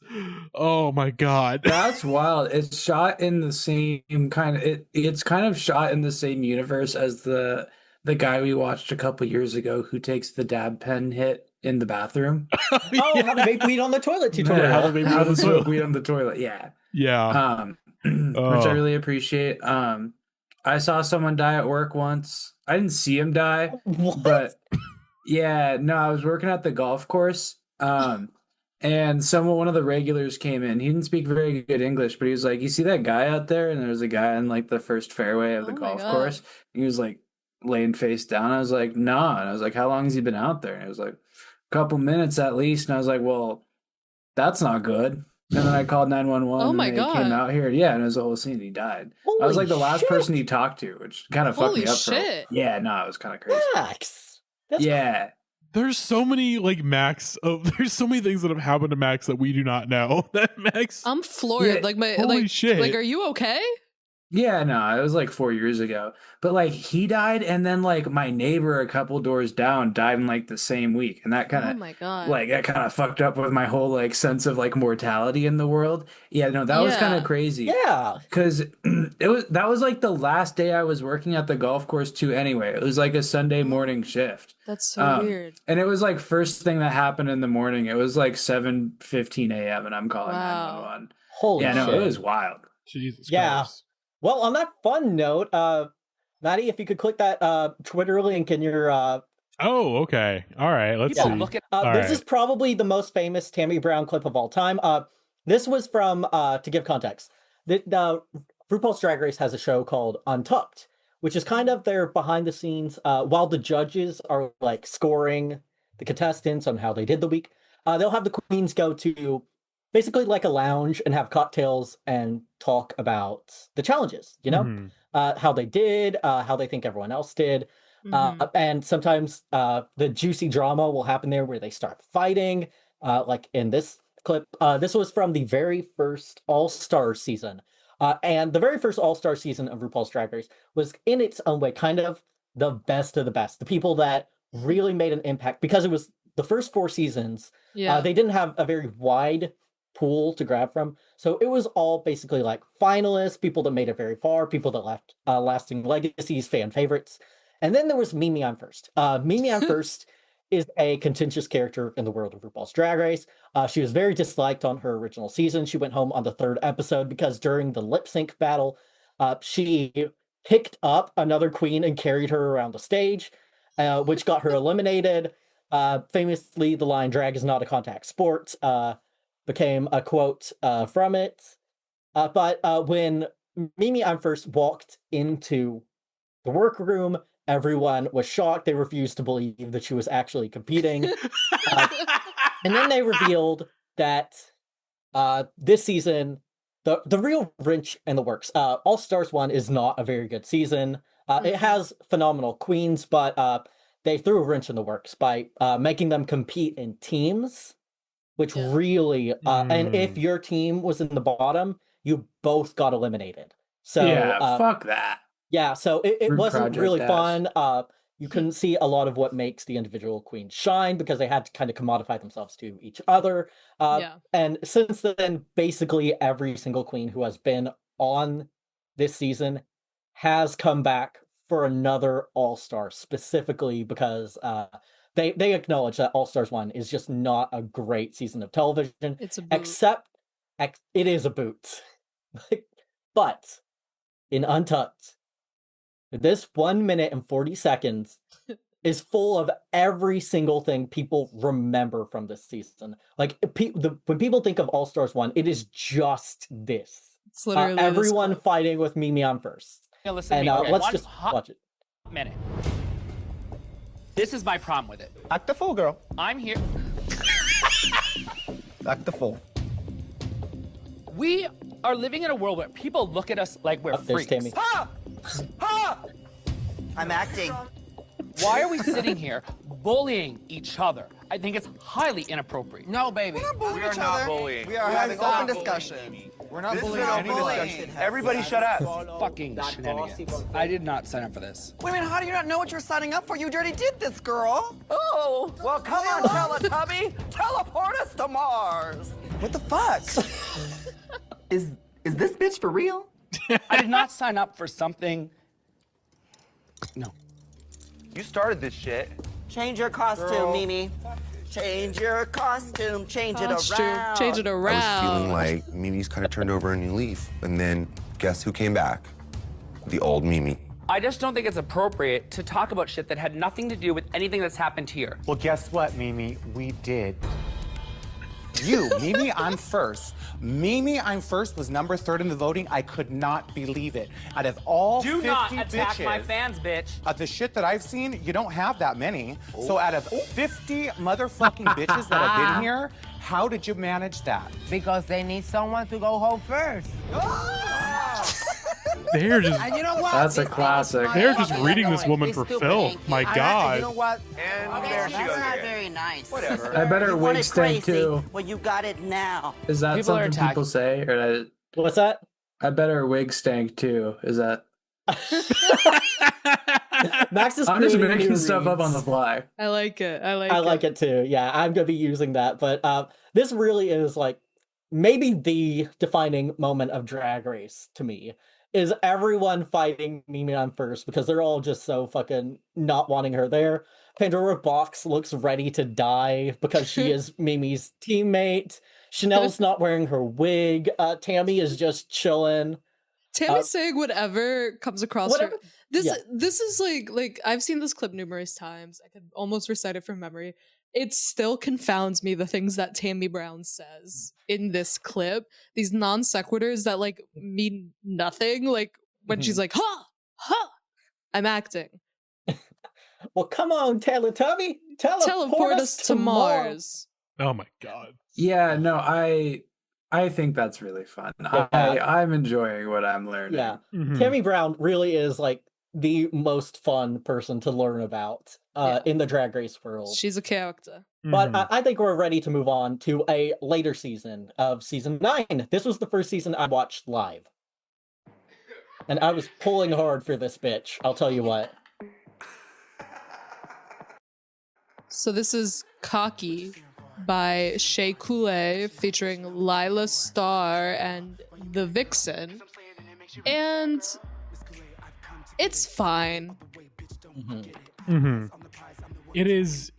It's. We have Azalea Banks at home, you know. Yeah. Oh, there's a story with that. Oh, yeah. Shea Couleé was going to do a song with Azalea Banks, and could you believe that it fell through? Oh, I wonder why. you're telling me now for the first time that Azalea Banks is an unreliable person. You're telling me now for the first time. Oh my! And on top of that, Azalea has beef with RuPaul because RuPaul's song "Call Me Mother" is not unsimilar to Azalea's "The Big Beats." Yeah. And so that was an entire thing where they fell out beefing really hard. But this song Cocky, it's like fine. I feel like this is like what I mean where I say like drag queens cannot make good music. It's really just a matter of whether or not it's interesting. And I think like this does not excite me. I don't particularly find it interesting. I feel like this is a subgenre of the larger genre of drag music where it's like cunty club bop, you know, like it all kind of sounds like this where like it's just like rapping and it's like okay, like it's fine, you know, it's songs for people to like, I don't know, put on at the like in your drag bar, you know what I mean? Yeah, this is the type of thing you would perform on the very first episode of an All-Star season. You'd come on and you do your "I'm so pussy, I'm so cunt, I am gonna keep it blunt" little dance on stage, and then and then you rank safe. You know? Yeah. Yeah. It's like it's not really exciting or pushing the needle in any sort of way. I really loved Shea on her season, though. I was pulling for her. There was a time where we'll get into more season 9 competitors later on, but it was my first season I watched live. At the time, it was considered a lesser season. Now it is definitely considered one of the better ones. Yeah, because the quality has gone down so much that it's like, okay, like a shitty season is now actually quite good. Yes. I will say I like the cast a lot too, though. This season gave us RuPaul's Shea. in its death knell now. It's very oversaturated. It depends on the season if it's good or not. It's not like it's not like SNL where people are like Lorne Michaels retire bitch. Like it's like RuPaul very clearly like has the helm of the franchise and should, and nobody's like calling for RuPaul to hand it over, at least to my knowage, immediately. Yeah, it sounds similar to Jeff Probst. Yeah. You know, like it's like Jeff Probst is Survivor. RuPaul is Drag Race, and she doesn't host the like international versions of the franchise, but the American franchise that she hosts is kind of the most iconic. And it's like when you have somebody who has revolutionized the form hosting her own show, like it's like you can't really put another face on that because it's still relevant, you know? Yes. I think Shea is talented as a performer. Totally. The song is fine. I should mention the Vixen, also Drag Race alumni, who does not really acknowledge the franchise. The Vixen got a lot of really racist hate on her season and walked off on the reunion because she got into a big fight with RuPaul. She is someone that I think was done very dirty by the show on an actual ethical level. She was made out to be the villain, but I don't think she was. She was just a black person with an opinion, and the internet went nuts over it. But that being said, I think the song is fine. At the time, it was a song that was really beloved in drag circles. I don't know if it still is that way, but it's like I said, it's fine. I've heard it around. Yeah, well, like I think for based on this you know relatively small sample size, it's very clear that like if you are a drag queen that wants to make music, you're best sticking with like club music, because you do anything else, absolutely. it's a real. If you do anything else, mess. it's called Walking Children in Nature, and it's not gonna land. Yeah, I don't know. Walking Children in Nature lands for me, but in the way that TaMMie did not intend. TaMMie Brown is performance art, and I think like looking at through that lens makes everything very clear. Like we didn't even watch the video of TaMMie Brown doing a performance of the Venga Bus, where she just kind of shuffles around on stage. I love that queen. There's so much TaMMie Brown, but Shea Couleé, she was the front runner on her season. She did not win. Famously, maybe the most famous on season 9. Was the very first top 4 instead of a top 3 on Drag Race, and in order to get it down to a winner, they decided they would do a lip sync battle of the contestants, where 2 queens face off, and then 2 queens face off, and then the winners of those face off themselves. And Shea Couleé was like the one to beat on this season. Was in the bottom 1 time. And won 4 times, which is a huge thing. When you have a cast of 14 and there are so many challenges, winning 4 is like steamrolling, you know? But she made it all the way to the finale, and then was up against her best friend in the competition, Sasha Velour, who we'll be talking about later on. But Sasha Velour destroyed her in a lip sync, like objectively destroyed her. I'm gonna need subjective. you. No, not this one. Matty, I'm just gonna need you to go to about a minute 25 in this. They lip sync to "So Emotional" by Whitney Houston, and the thing was, Sasha did these reveals with rose petals, like a "Does he love me not" kind of thing, in her gloves and stuff. And then this was like the first real gag. The crowd went fucking wild. You can see Sasha just took off their wig, and rose petals came out of the wig. I remember watching this on TV, and I was like, "Oh, gag it!" Like that was it. I think this was also, if I remember correctly, in another lip sync, somebody was using dead butterflies. Like somebody was trying to use butterflies in a lip sync, but they all were dead, and so the gag didn't work. Okay, so is gag like a trap card? The gag is like when you're so like taken back by someone's look or performance that it's like it's a gag. It's a gag. A little, yeah. But in season 9, Sasha Velour did this, and everyone went fucking crazy. And then in season 10, every single one of the top 4 came into it with like 7 different reveals. Yeah, it was a little OD. The one that Reanna is talking about is Asia O'Hara versus Cameron Michaels. Oh, and yeah. Asia was wearing like giant butterfly cage tits. I love Asia O'Hara. Asia O'Hara is one of the most well-rounded queens to ever be on Drag Race. I really love her. She's a Texas icon, and so like I stan, obviously. But she opened up these like it was like almost like cardboard netting, which they kept butterflies in. But when she opened them up, a lot of dead butterflies fell out, and some butterflies flew around on stage. And the other person in the lip sync, Cameron Michaels, was like doing splits, like doing dips and stuff, doing some crazy shit, and crushing butterflies. And there's like a famous photo of after the lip sync is done, where Cameron is looking down at the floor and in fucking shock with a face like, "What the fuck are all these fucking butterflies doing?" These dead butterflies. Yeah, but it really, and from then on, like. Reveals have definitely toned down because people realize you're not going to do a Sasha Velour. But that being said, let's talk about a white girl heater? Question mark? Yeah, sure.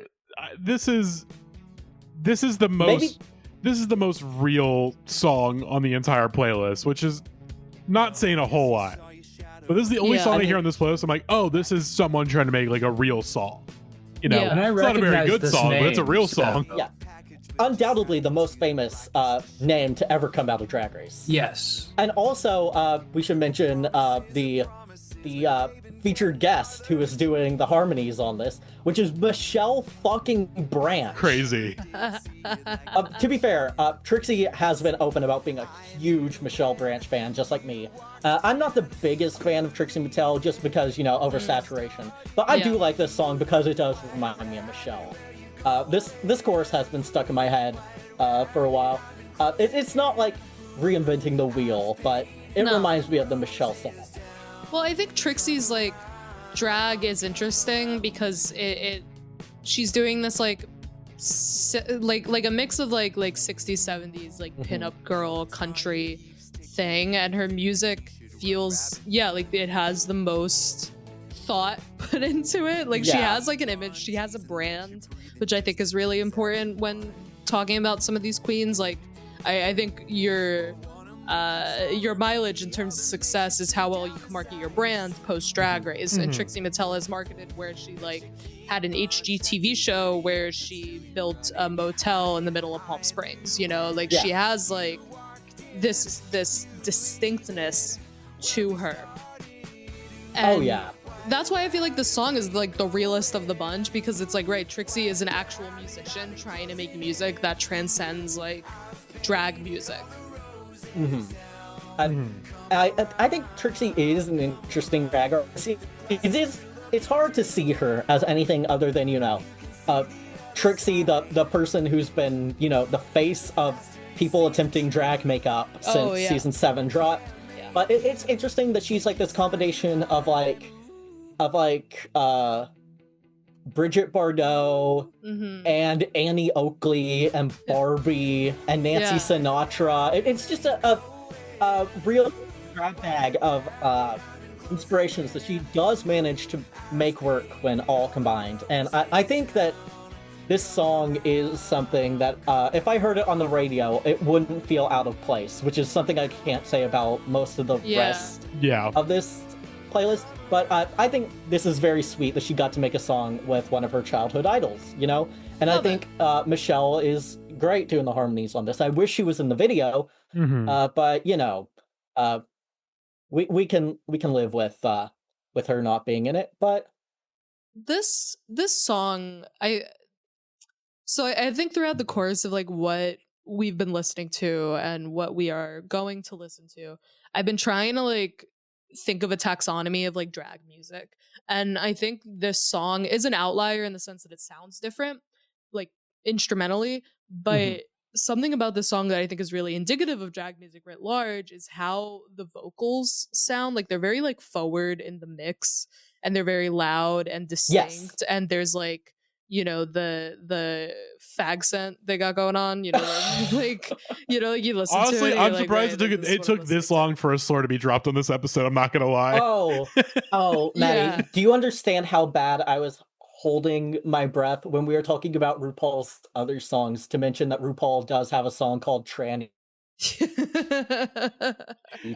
bet they do. Yeah, that's tough. That's tough. Yeah. Anyways, continue, Reanna. No, I was just I mean my point is finished really. It's just that like there's this like the voice is always at the forefront of the mix, and it's very loud, and I think that's what makes a lot of it for me hard to listen to, because it's not like the vocals aren't in service of anything. They're kind of like on their own island in terms of what's happening, and like, you know, it's mainly because of the fact that drag music is designed to be lip synced too. Yes. And that's why they're so forward and apparent and stark. I don't know. It's just like an aspect that I've noticed, and it makes it, I think, a little bit of a climb to listen to. Like if this came on shuffle and I didn't know anything, I'd be like, oh, there's something weird about this song, something uncanny. Yeah. You know? Yeah. It's I guess the issue with basically all the songs on this playlist, even the ones that are not too bad, is you know, drag queens realizing like, hey, music is not just an extension of the brand. Music is its own separate art form, and I think Trixie is the one that gets it the most. But even then, there's still that instincts of using it to build your brand into, you know, some self-centering thing that's like, at a certain point I realize, hey, again, the music needs to serve you. You don't need to serve the music, or vice versa, whatever point I'm trying to make. You know, like it's not a serve for your music to sound like this, you know? Right. Yeah. Right. I will say though. And that's tea. Yeah.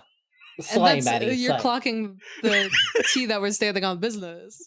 You just read Trixie down. I feel gross saying that. Anyways, but I will say to Trixie's defense, she is probably one of the few drag queens we know that actually is like performing live on festival stages and doing concerts and stuff, because people will show up and listen to her music, which I think is pretty cool. This is actually one of her less popular songs, I think. She did a cover of fucking the Violent Femmes' Blister in the Sun. What the hell? Oh, yep, there it is. I'll pull it up real quick. Oh, Jesus Christ. It's a little loud. Power pop. Is that what the last FM said? No, it's giving power pop vibes. No, I mean, yeah. I mean, those guitars are Blister in the Sun right now. This is Trixie Mattel's cover of Blister in the Sun. I mean, it sounds like Blister in the Sun as covered by and / or produced by the Black Keys. Yeah. It's got that very specific like car commercial vibes. Yeah. But it's not bad. It's not bad. Yeah. I mean, what is better, like trade-off, right? Like you have a drag queen making actual music and it sounds like car commercial music. You know, like it's like, okay, I'd rather have that than the song that we are going to listen to next. Yeah. I will say though, White Rabbit would go crazy as a VH1 pop-up video. Like I could see it there. Yeah. Totally. And also shout out to Michelle Branch.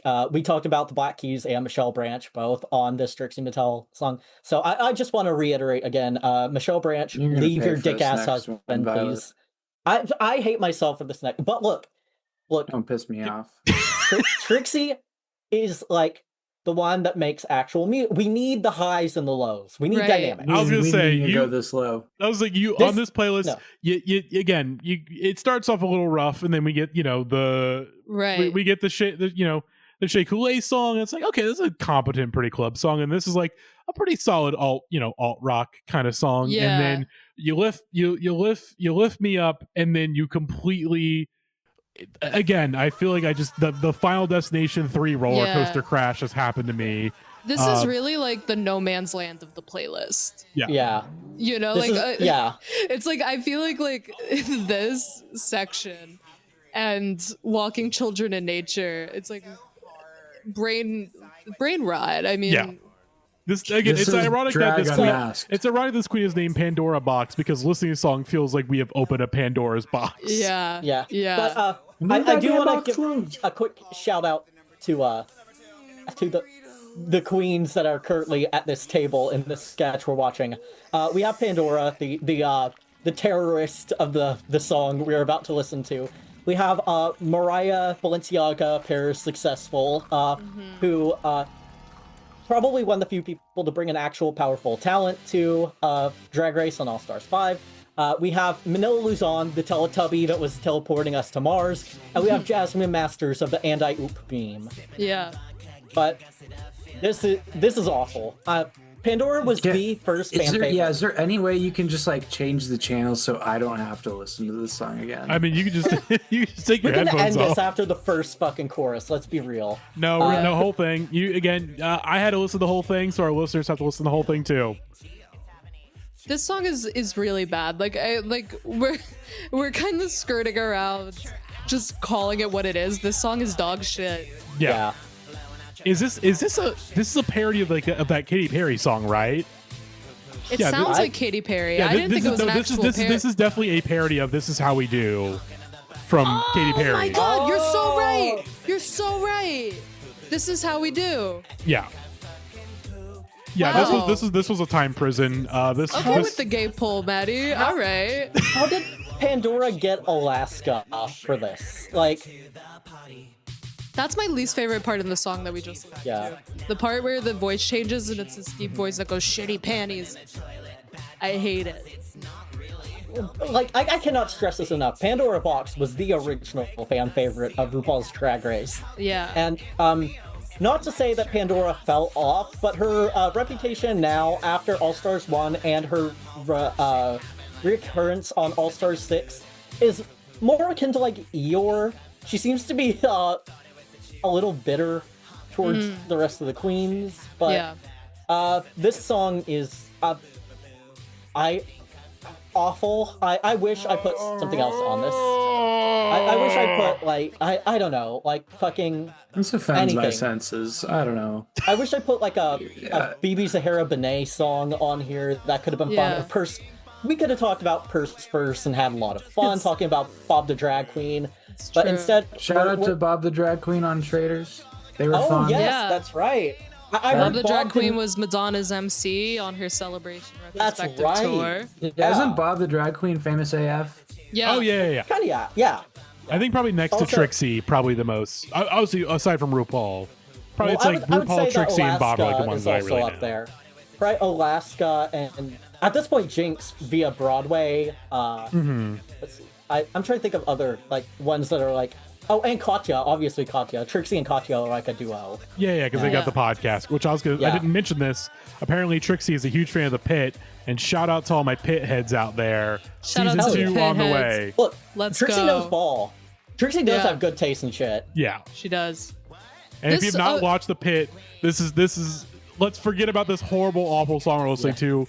Go watch the Pit on HBO Go Max. watch the Pit. Shouts We out should to give- Dr. Robbie. We should give everybody working in healthcare $10 million. Yes, agreed. That's my takeaway from the Pit. Yes. This is nasty. Yeah, I want to kill This myself. This is a nasty song. Also, I do want to note, Matty, since you're totally right, this is a parody of How We Do. When the song came out, This Is How We Do, I think was out already for Yeah. like 6 years. Even a couple years. This came out in 2018? 2018. I thought this was 2014 at latest. Nope. Like Yeah. I think like this is a parody like 5 years past the Yeah. release of This Is How We Do. Like this Yeah. is crazy. A great pause, by the way, Matty. This might actually have to be the episode art. This fucking body Didn't Katy dysmorphia. Perry fall off basically immediately after she performed at the Super Bowl? Katy Perry? I mean, Yeah. more or less. More or less. Yeah. Depends. It depends. It depends. Depends on if you're asking a Katy cat or not. That That's reminds why I'm me. like, I don't know. There is a standard on Drag Race to have the very first episode be judged by an iconic woman of pop, starting with season 9, where they got Gaga. Yeah. And Gaga came to the gig ready. She was locked in. Yeah. We talked about Untucked, where the queens will go and they'll just talk while the judges are doing Let their that thing. shit. Gaga went into the lounge while the girls were talking, and she came with a binder of notes that she wrote about every single queen with advice going forward. She was incredible. Yeah, she Wasn't was. she? Wasn't she like in disguise or something like that? Yeah. She pretended to be a Lady Ronnie. Gaga impersonator named Ronnie. Yeah. Oh yeah. I think this is I believe the clip. This is it. Yeah. Up there's Shea and Peppermint. Yes, ma'am, honey. That's a damn good Lady Gaga impersonator. So Lady Gaga has walked in, but of course is extra dragged up in disguise as. Yo, I'm Ronnie, and I'm from New Jersey. I'm New Jersey's #1 Lady Gaga impersonator. But what I'm really excited about is how long it takes for these queens to figure out that it's really me. The gag. That is a gag. It's time to go home. Wait a minute. Sorry, visual bit and audio podcast, but Yeah. She should have deepened her voice. yeah, I was gonna say, didn't the voice isn't? But I think she wanted to reveal pretty quickly that it was actually her. So that's probably why. But I would have kept it up a little bit longer. No, Bro, literally. I would go crazy if I was gay and Lady Gaga was on my TV show. I'd go crazy if I was straight and Lady Gaga was on my TV show. I'd be. Lady Gaga It's- in the same room as me. It's crazy to look at the season 9 workroom and realize how many of these competitors are trans women now. Yeah. Like Peppermint's cunty energy just radiated, and now Eureka and Pheromone and Valentina and Aja are all girls. Mhm. Yeah. But yeah, This is a girl season. Yeah. But what I was saying is there every season now a big pop girl will come in and be the debut guest judge. Yeah. We've had Nicki Minaj. We've had Ariana I'm blanking Grande, now. I think was Ariana Grande has done it a couple of times actually. Chaperone. Chaperone, which the Chaperone, the fit that she brought was awesome. The sex doll one, Right, that the was sex doll, that was that was awesome. Also, Lydia opened for Chaperone in Pittsburgh yeah. Pride before she was a actual contestant. So Chapel remembered her. It was very sweet. Yeah. But on season 17, which was Lydia's first season, the guest judge was Katy Perry, and the girls have not been keeping it a secret that none of them were excited, and they had to lip sync to her fucking awful Woman's World song. Oh God! It was terrible. But the queen that won it tap danced to it, which I think was a good way of saving it. But Matty is learning so much. I'm right now. learning so much. I'm doing my good allyship. I'm done talking about Pandora Boxx. We gotta move on. Katy Perry just needs to pivot to daytime TV. Ooh, Katy Perry I would, like that. I assuming if I think Kelly Clarkson is in negotiations, I don't know if she's coming back with her show. I think Katy Perry should just take it over. Why not? I Why like not? Yeah. Let's get to our next song then. We've got Aja, Alexis Michelle, Peppermint, and Sasha Velour with C.L.A.T featuring DJ Mitch Ferrino. A lot of names. And this is, I mean, I think the Trixie song is the best one on this playlist. But in terms of like, okay, this is probably what most drag queens, like what their music should probably sound like for the most part. Yeah. This is an easy lane to dive into. You don't have to do a whole lot. This hits like the gay community like crack in the fucking 80s with Reagan. I love Peppermint. She is crushing this verse objectively. So like the concept of the song is that like each of the queens have a persona, right? Mhm. So it's like Club is Aja, Legendary is Peppermint. As we're hearing. Then R is Sasha Velour because she's like an art it's club like kid STEM. queen. Yeah. Yeah, basically. And then I forget the T. Theater. Okay. Because Alexis Michelle's a theater queen. Right. Yeah. So it's again, we're with the brand and like establishing their own personas and what they're trying to accomplish. And there's Sasha Velour again. But I want to say that the reason this posse cut exists is because this was the first time that 4 queens from the same city were on a season of Drag Race together, and these are all New York City girls, so they all knew each other going in. So they kind of capitalized on that. Peppermint, I know, was on The Traitors, which Max is a big fan of. I know she went home first, so I have not watched The Traitors yet. I know that Peppermint made a very impassioned speech about wanting to do trans representation at the reunion. And that makes me sad that she wasn't able to, because I really do love Peppermint. Sasha Velour rhymed art with itself like 7 times on a verse. And we're about to listen to one of the saddest verses I've ever heard from someone, from Alexis Michelle. This white woman cannot rap.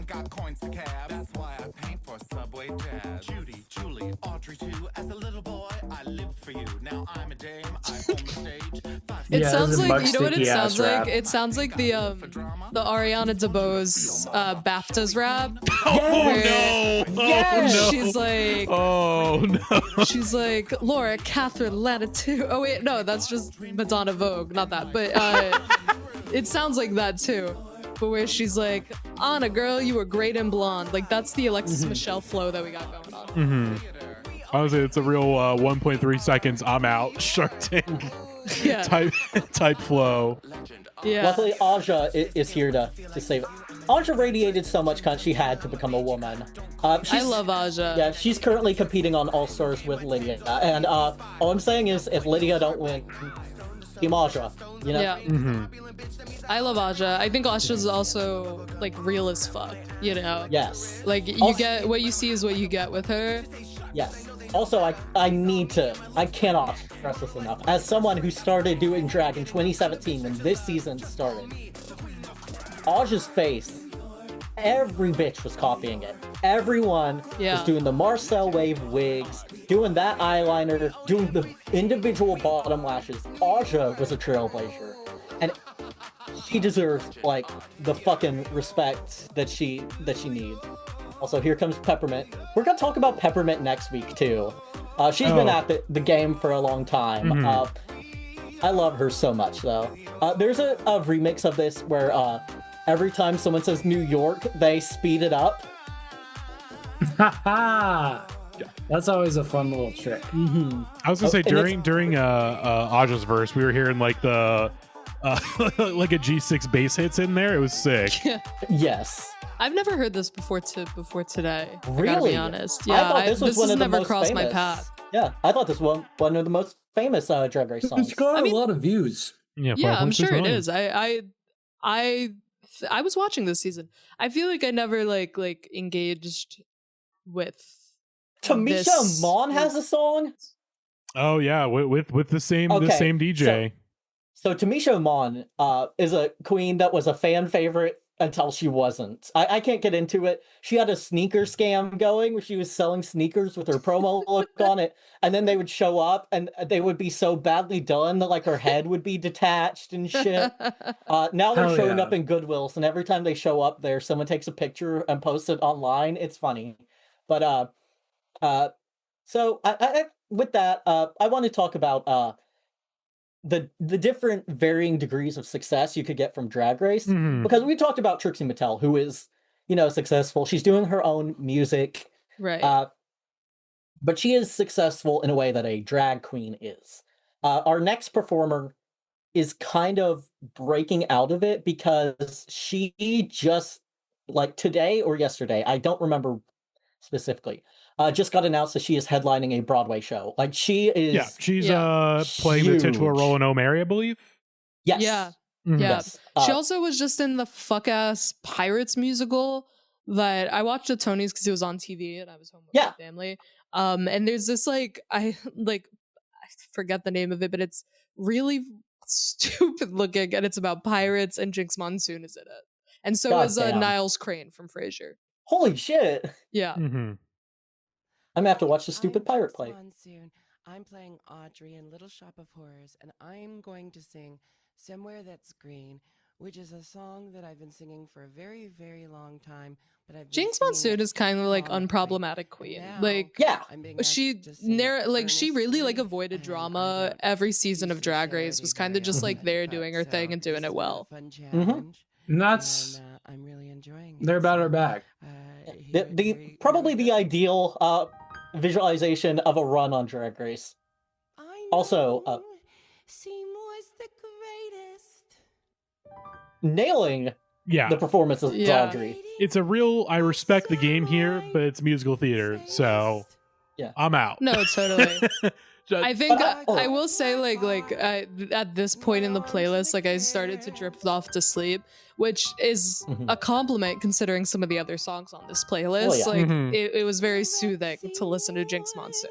I mean, oops, what is it? The fucking song that Oops, I think I pooped. Oops, I think I pooped. I mean, it's a song that's so good that it overwhelms your senses, and it just immediately makes you No, the melatonin totally. in your brain immediately makes you want to fall asleep. Euphoric highs. It's the closest to a real goop on your Grinch that we have. Yeah, oops, I It's think how I you pooped. start lucid dreaming. I mean, oops, I pooped again, and it's Oops, I pooped again.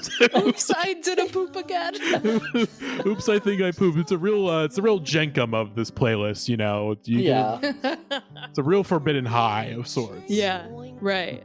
So, I specifically asked the straight men of this episode, Matty and Max, to not look up Jinkx Monsoon's run as Audrey in Little Shop of Horrors.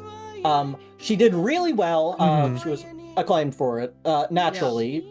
But I want you to guess who was her Seymour.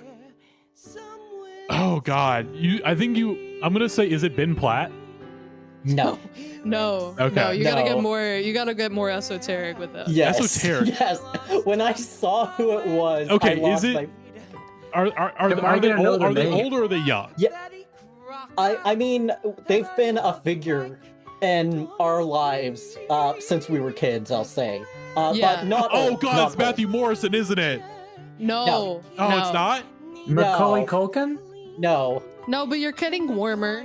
Okay, so I it's a will child say- star. Oh, is it Daniel Radcliffe? He's been in musicals before. That does not. Nick Jonas? You're getting closer. Close. That's really, really warm. Fuck. Okay, so Harry Styles. No, you're getting colder. Okay, I got cold. Okay, so like someone that was a child star. Am I on the money there that it was someone that was a child star? Yeah.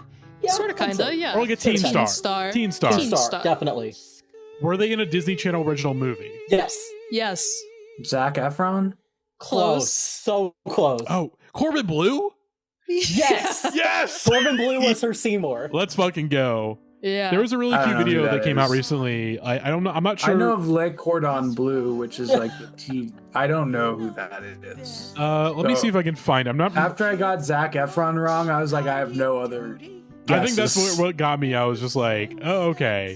Oh yeah, because Corbin Bleu, he's starring in The Great Gatsby right now, and He's a theater guy. He's pivoted. and there's Did you know that Corbin Bleu has like the most translated Wikipedia page of all time? Oh, that's awesome. It's fucking crazy. Sick.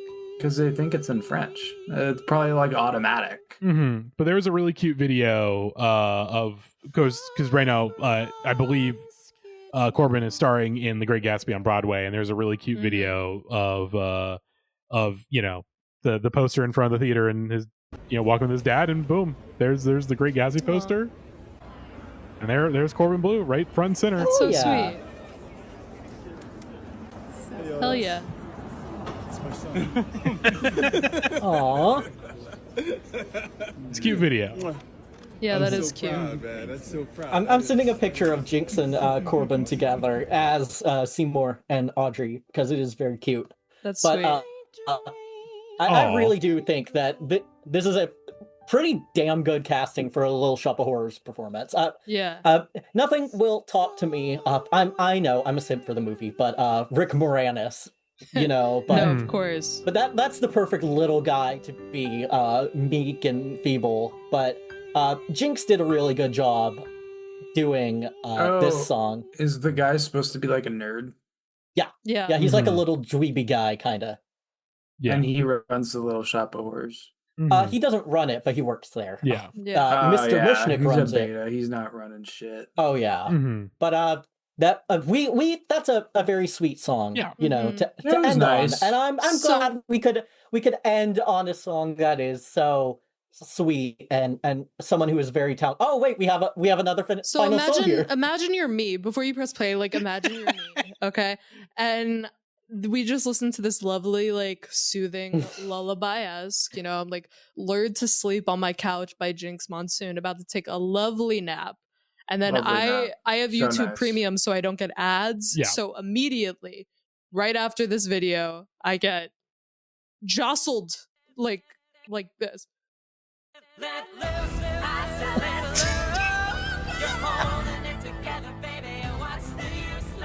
Why is this white woman yelling at us? She's screaming. This is the loudest song I have ever heard in my life.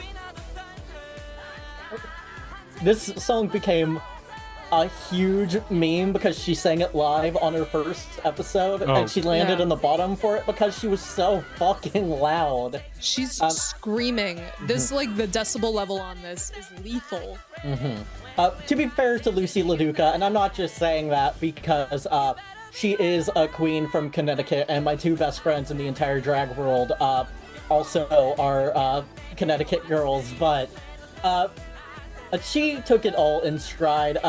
Let Loose became a gay meme for a while, just because she is screaming the lyric so fucking loud. See, this was everywhere. That the summer that this came out, this song was inescapable. Yes.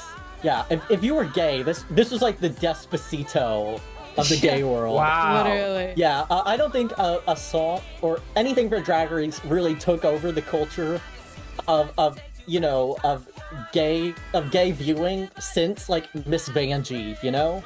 Yeah. This is on another level.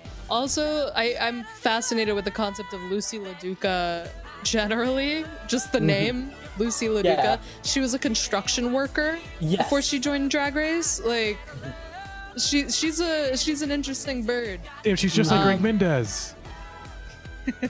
Oh yeah. That didn't really Greg pop the room, Mendez of but drag. for those who got it, hey. Anyways.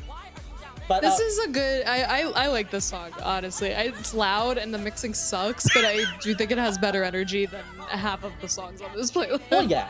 It has an identity. I won't say there's a culture of drag queens that their singing is screaming. I don't know if we could get into the Jan verse as it is. There's a queen that was on season 12 named Jan, who was also a live singer who also kind of screamed every time she sang. Yeah. And she was in a vocal group with 3 other drag queens that Simon Cowell read to filth on America's Got Talent. Said none of them could sing. But after Jan was on her season, her drag sister Rose went on the next season and also was like a scream singer type. And so she got the nickname because their whole thing, Jan, Laguna Blue, and Rose. Laguna Blue. Sorry. But their entire thing is that they all dress in their own individual colors, like Power Rangers. Yeah. Jan's real name is Jan Sport because of like the purple Jan Sport backpacks, but they couldn't use it because of copyright. Yeah. But so Rose was the one that always wore pink, so fans started calling her Pink Jan. And then when Loosey showed up, she became Construction Jan, I think it was. There's the thing is, there are queens that people will refer to as being in their own like being the same person. We can't get into the Georgeses or the Aquarias, but there are so many fucking Georgeses. But Loosey, Laduca, and Let Loose, it's the perfect song to end this off because this was a huge fucking gay meme at the time. Yeah. Like everyone I knew was tweeting, "Have you let loose yet?" Also, sending love to Loosey Laduca and everyone else in season 15 for having to pretend they had any chance of winning a season that fucking Sasha Colby was on. I would have walked out, yeah. like one of maybe the only queen that I could like compare as far as like status and talent to like RuPaul. I thought you were gonna say LeBron James. I'm too straight for this episode. Yeah.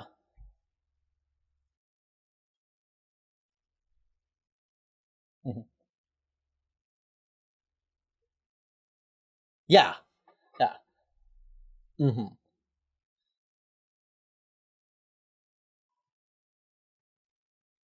Yes. No, it's I mean, it's that's the great thing literally, about Love Island. There's it's always gay a new Love episode. Island vibes. Like That's Love what I was thinking before this episode. Like, Yeah. it gives gay Love Island. Where it's just like your brain shuts off. Like it's literally lobotomy core. Like my partner watches Love Island, and the other day actually I was working in a different room. My partner started watching Love Island, and the narration came on, and I walked into the room upset because I was like, "Are you watching Drag Race without me?" And they were like, "What the fuck are you talking about? This is Love Island." So they're intertwined, I think. No, it's true. Love Island's true, but it's slop. It's not slop plus or slop my. Oh yeah, you weren't in the day. Slop plus is a whole thing, but like Love Island slop. Sometimes it's slop plus. It sounds like RuPaul's Drag Race is slop. It might be slop plus sometimes. Sometimes. This season's good. I think this is a good season to lock into. Honestly, the All-Star seasons generally are higher quality. Yeah, you got the All-Stars and they're All-Stars, you know? Well, exactly. Yeah, I would say it's if like you are starting gonna with Survivor Micronesia, you know? Yeah, no, exactly. It's like sometimes you just need to get like the best characters in. Exactly. Just put them all together and see what happens. Yeah. I will say, if you're going to watch Drag Race, season 5 is the way to go. That's the one with Alaska. That's the one with Jinkx. That's the one with season 5 was so fucking good that they literally have the All-Stars 2, quite literally, half the cast split down the middle were the 2nd, 3rd, 4th, 5th, and 6th place queens on season 5. Like, it really was like the season to watch. No. But iconic. Matty, do you feel like you've learned anything on this episode? I think I have. I mean, I think I have. And the good thing is that if there's anything I didn't retain, just like on the pod, I have to edit this episode. So anything I didn't retain on this just first go around, I'm going to hear it again real soon. So, I think I've learned a lot. I mean, I think what I learned about this episode, I think what this playlist in terms of the sound for the most part, what like episodes it reminded me the most of, there's the obvious one, which is the reality show episode we did last year. Was that last, or was that earlier this year? That was last year. Okay. Yeah, that was last year. That's what it reminded me of. But I think really the one that more than anything else was YouTuber music. That is what this playlist reminded me the most of. Absolutely. Yes. This is an an episode drag that screams queens are probably online as hell, right? Oh, absolutely. They cannot log off. Well, depending on the queen. There are some queens that log off, but for the most part, they are always online and always having opinions. Matty, if you want to watch a nice video to end off this episode, I sent one of my favorite moments in Drag Race history. It's Trinity, the Tuck removing Valentina's Madonna look in the workroom, which is glued to her body. Oh, or taped God. to her body. Oh boy! All right, what kind of Saw trap shit are we in for? Ow! Oh. Ow! The boot up on the stomach. You gotta do it like a Band-Aid. It's not a time to get comfortable. That was so painful. Thank you, babe. Oh my God! Is that the zoom a in real on ass? Is that no? gotta be pads, babe. Hold on. Okay, I was gonna say there's no way that's a real ass. So,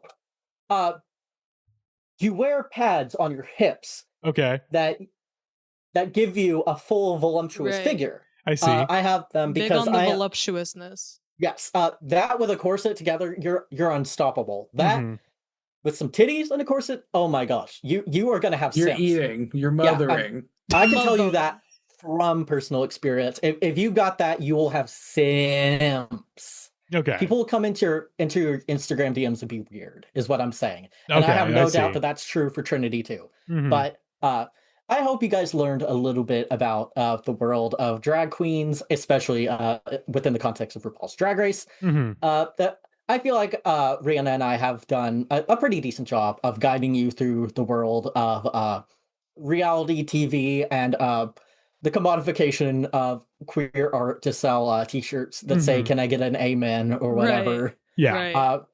So I have one final question buy for the a straight men. feminist or ally mug from Target, then you get home and watch the new Drag Race, and it's Exactly. like a fucking vibe. Oh, You're yeah. right on the bunny.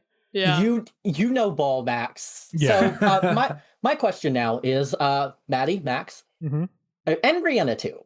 Yeah. What do you think your drag queen name would be? God, I was gonna ask. Oh, this right off the bat, I know. It would be, well, first of all, I'd be a drag king, and the name would be Bendejo. Oh, I love it. Immediately. Me and my friends have like a running list of drag names that we could me too. always pull on. My personal favorites are the classic Lincoln Bio. Yes. There is Draenora Fawcett, which we love. And sometimes I just find random words and I'm like, that's a drag name. But Bendejo, I think, is the persona that I'm running. I don't know a ton of drag names, so I didn't think about this too hard. Even though I was going to ask it as a question, I should have figured it'd come back to me. Yeah. So I guess just like when Violet suggested it, Bouncy Beaver was the first thing that I came could to my see mind. that for your drag name. I don't know if that's what. No. Do you? Okay. Yeah. There have been some drag names that are fucking insane. My personal favorite is one of my drag daughters is named Dysphoria. I have my own list of drag names for grabs. Stuff like Gnarly Gay Jepsen, Mini Corn Dogs, and Mini, of course, spelled like Minnie Mouse, Laurie Strobe Light, Beth Del Test, and if you're a king, there's always Joaquin Dead, Blowjob Briggs, Tex Fraud, Dead Durst, and Pete Zeroles. Wow, all great options. Yeah, if I was a drag king, I think I would be Dead Durst. But Matty, do you think you have one? Mardi Gras Monroe. Okay, yeah. Mardi Gras Monroe. Wow, Yeah. that's an excellent name. Matty is thinking like a drag queen. I was gonna say Pepsi Phantom, but no, you blew me out of the water on that one. Mardi Gras Monroe. I mean, it's pretty simple. I mean, obviously, Mardi Gras Monroe is obviously, but it's really just making Marty more of a female name, and I think that gets in. And it, you know, I worried about not having the Marigold Monroe. Sorry, that's honestly not a bad one either. Maddie Monroe, but it's spelled Maddie. They have that too. That's an option. Yeah. But Marta has a certain there's a sophistication. No, there. you hit the nail on the head on the first go. That's crazy. My drag name for, I think, 6 years was Madame McSpooky until I got sick of it because it sounded like a children's TV show villain. I saw the TV Glow ass villain name. Oh my god, yeah. I would have been in the Pink Opaque, but yeah. I feel that now y'all understand. Maybe not the art form of drag, because this is more the commercial side of what happens when you make it, you know? But maybe about what drag queens are cooking in their noggins and the variety of drag queens. I think if there's one thing we could say about this episode, I think in general, I think that with this playlist and YouTuber music and reality TV show, like there definitely needs to be some sort of study on like why people who get famous from like essentially reality TV or reality TV adjacent things. Yeah. Like, why is their first thought like they get big and they immediately want to make bad music? Like, why? My Teenage Dream ended. Like, I'm trying to remember. There's like a similar phenomenon of like people who are like, I'm gonna try not to be offensive. This is me. Just I believe this is a Felix Biederman thought of just like schizophrenic guys who become like rappers, you know, like that kind of thing. Oh yeah. And it's just it's a very similar phenomenon. The cops are outside. They're always outside. They're looking in my window. Yeah, it's not really a rap. Speaking of that and drag queens, my favorite moment is one time one of my friends in drag, Carmelita, went to a Goodwill to find some dresses to cut up for fabric, and there was a pictures of You by The Cure was blasting over the over the sound speaker, and there was a little toy keyboard with a microphone, and there was a guy rapping over it, just banging random keys the entire. And he tried to like predict what Robert Smith would say next, and fail every time. That's awesome. It was so. I literally I want to find that video again because I had the entire full thing. Pictures of You is such a long song, and he did the entire thing, and so I'm just. But there was a guy at Drawing Room Karaoke who was again a real offender of that. He would put on like some like sort of like that 80s alt kind of a song, like obviously you're goth or, and then almost consistently I'm like, have you heard this song before? You're doing it at karaoke? He was a very sweet man. He was a very sweet man, but that was the energy, and that's why Drawing Room is the greatest dive bar in Los Angeles, and why I which miss of these it dearly. songs would you do at karaoke, Matty? Would it be Walking Children in Nature? No, I think it'd be Oops, I Think I Pooped. I think I do that. I do that one. I would do that one. I would do that one and just get kicked out of the bar immediately. When I visited Sarah in Baltimore last month, when I got there, they're like, I watched Companion last night. I finally heard Lil Boo Thang. I love this song. And I was so happy because I had been trying to get her to listen to it for like 6 months, and we were going to karaoke that night. And it was like, what if we do a little booth thing at karaoke together? And so we signed up. We like the only lyric I know is "You My Little Boo Thing," and I was like, "Fuck me too." Oh God. All right. In that case, let's wrap it up. Thank you so much, Reanna, for coming back on the pod. 80% of the words just mumbling through or not saying at all. I felt embarrassed after karaoke. I was like, that's my bad. Like, I'm sorry, everyone. It's a short song. Yeah, I guess maybe that's crazy. Not to get into it, but I just had the thought that that Oops, I Think I Pooped is kind of like Narcan for dopamine, if that makes sense. But I think it's the opposite of Gavin's comment about Two Princes by Spin Doctors. Yes, where if you want to start a race war, you play that song, watch white people strut in and throw a grenade. Yeah. I think if you want a place all to yourself, if you want a social distance, play Oops, I Think I Pooped, and even the gays that love Drag Race will leave. Yeah. My final thought, because I know I'm yapping, but I do respect one thing about Pandora Boxx, and that is there are a lot of very mean-spirited message boards and YouTube channels when it comes to Drag Race about trashing the queens and stuff. There are like specific, there's the Drag Race subreddit, and then there's one for like cringy stuff the queens do. It's like a cringe subreddit, and there's a drama one. And one time Pandora Boxx went into the cringe subreddit and posted her own music video and said, "Just saving you guys some energy," which is an actual kind of cunty move. So I gotta respect that. That's kind of beast. I love that. Yeah, beast mode. But a drag was a mistake. Jasmine Masters was right. RuPaul's Drag Race fucked up drag, and this is evidence. It's true. It's true. Yeah. Well then, that's it. Reanna, anything you want to plug before we head out? Oh no, absolutely not. What I do want to plug is good drag music, and everybody should listen to Divine's song "You Think You're a Man." As I said earlier, the only drag queen I believe that makes good music. There we go. Yeah.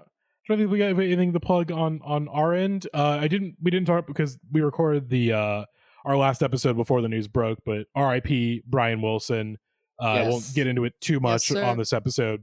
But again, Brian Wilson, one of my all-time favorite songwriters.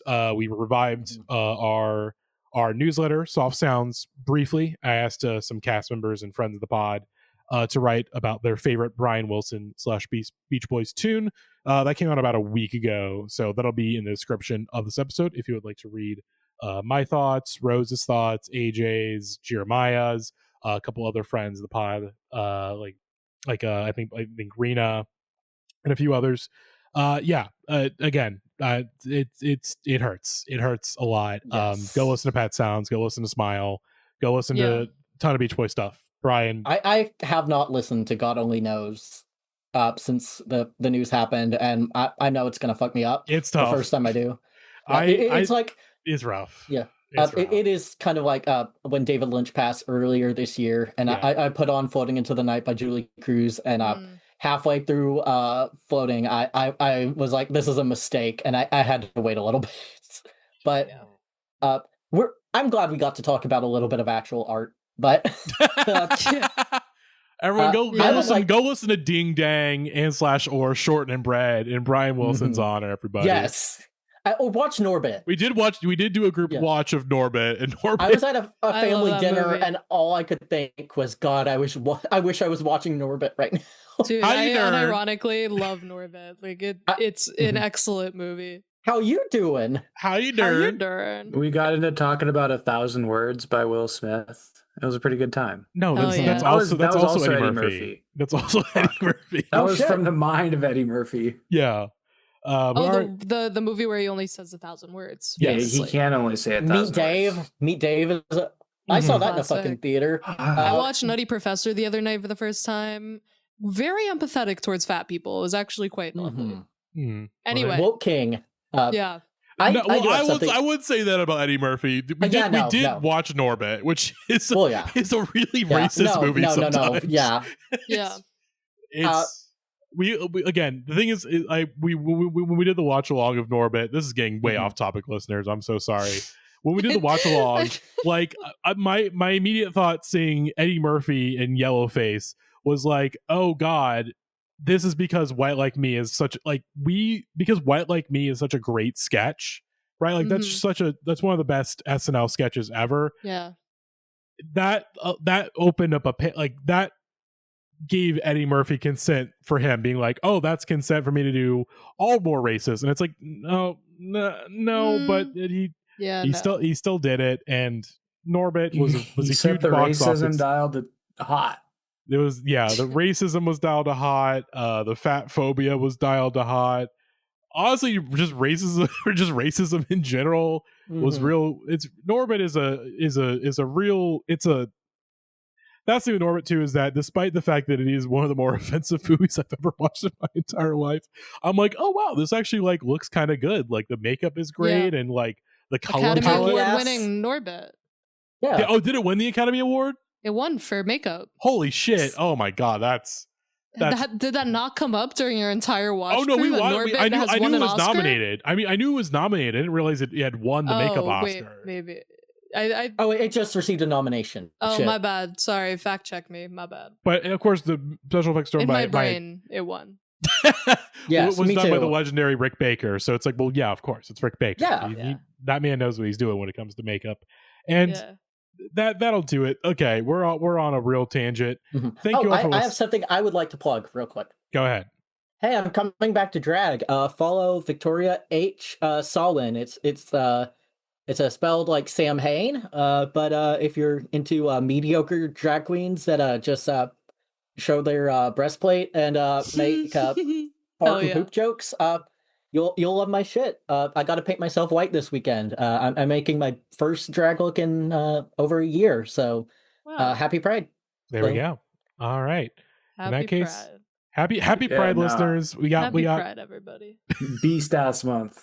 We do have one more Pride episode for y'all next week on the pod, as we have a more sincere one next week. The transitive language of music that Violet has put together a playlist of. So that'll be our episode next week for our final Pride Month episode.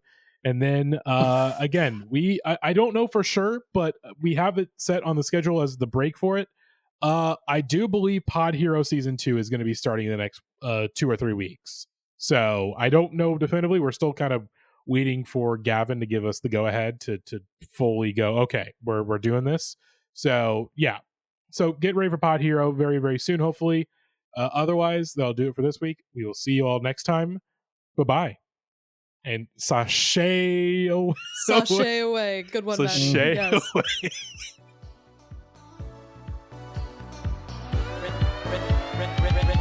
Red orangutan swinging from a tree. Swing on down and hop around and be sexy with me. Sexy orangutan swinging to and fro. Sleeping in hammock nets or on the jungle floor. Indonesia, Malaysia, Borneo or Sumatra. Jungle shrinking every day or the poachers gotcha. It's up to you, it's up to us to stop endangerment.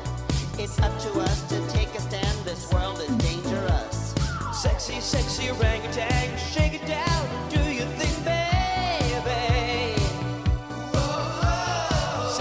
sexy orangutan, shake it down and do your thing.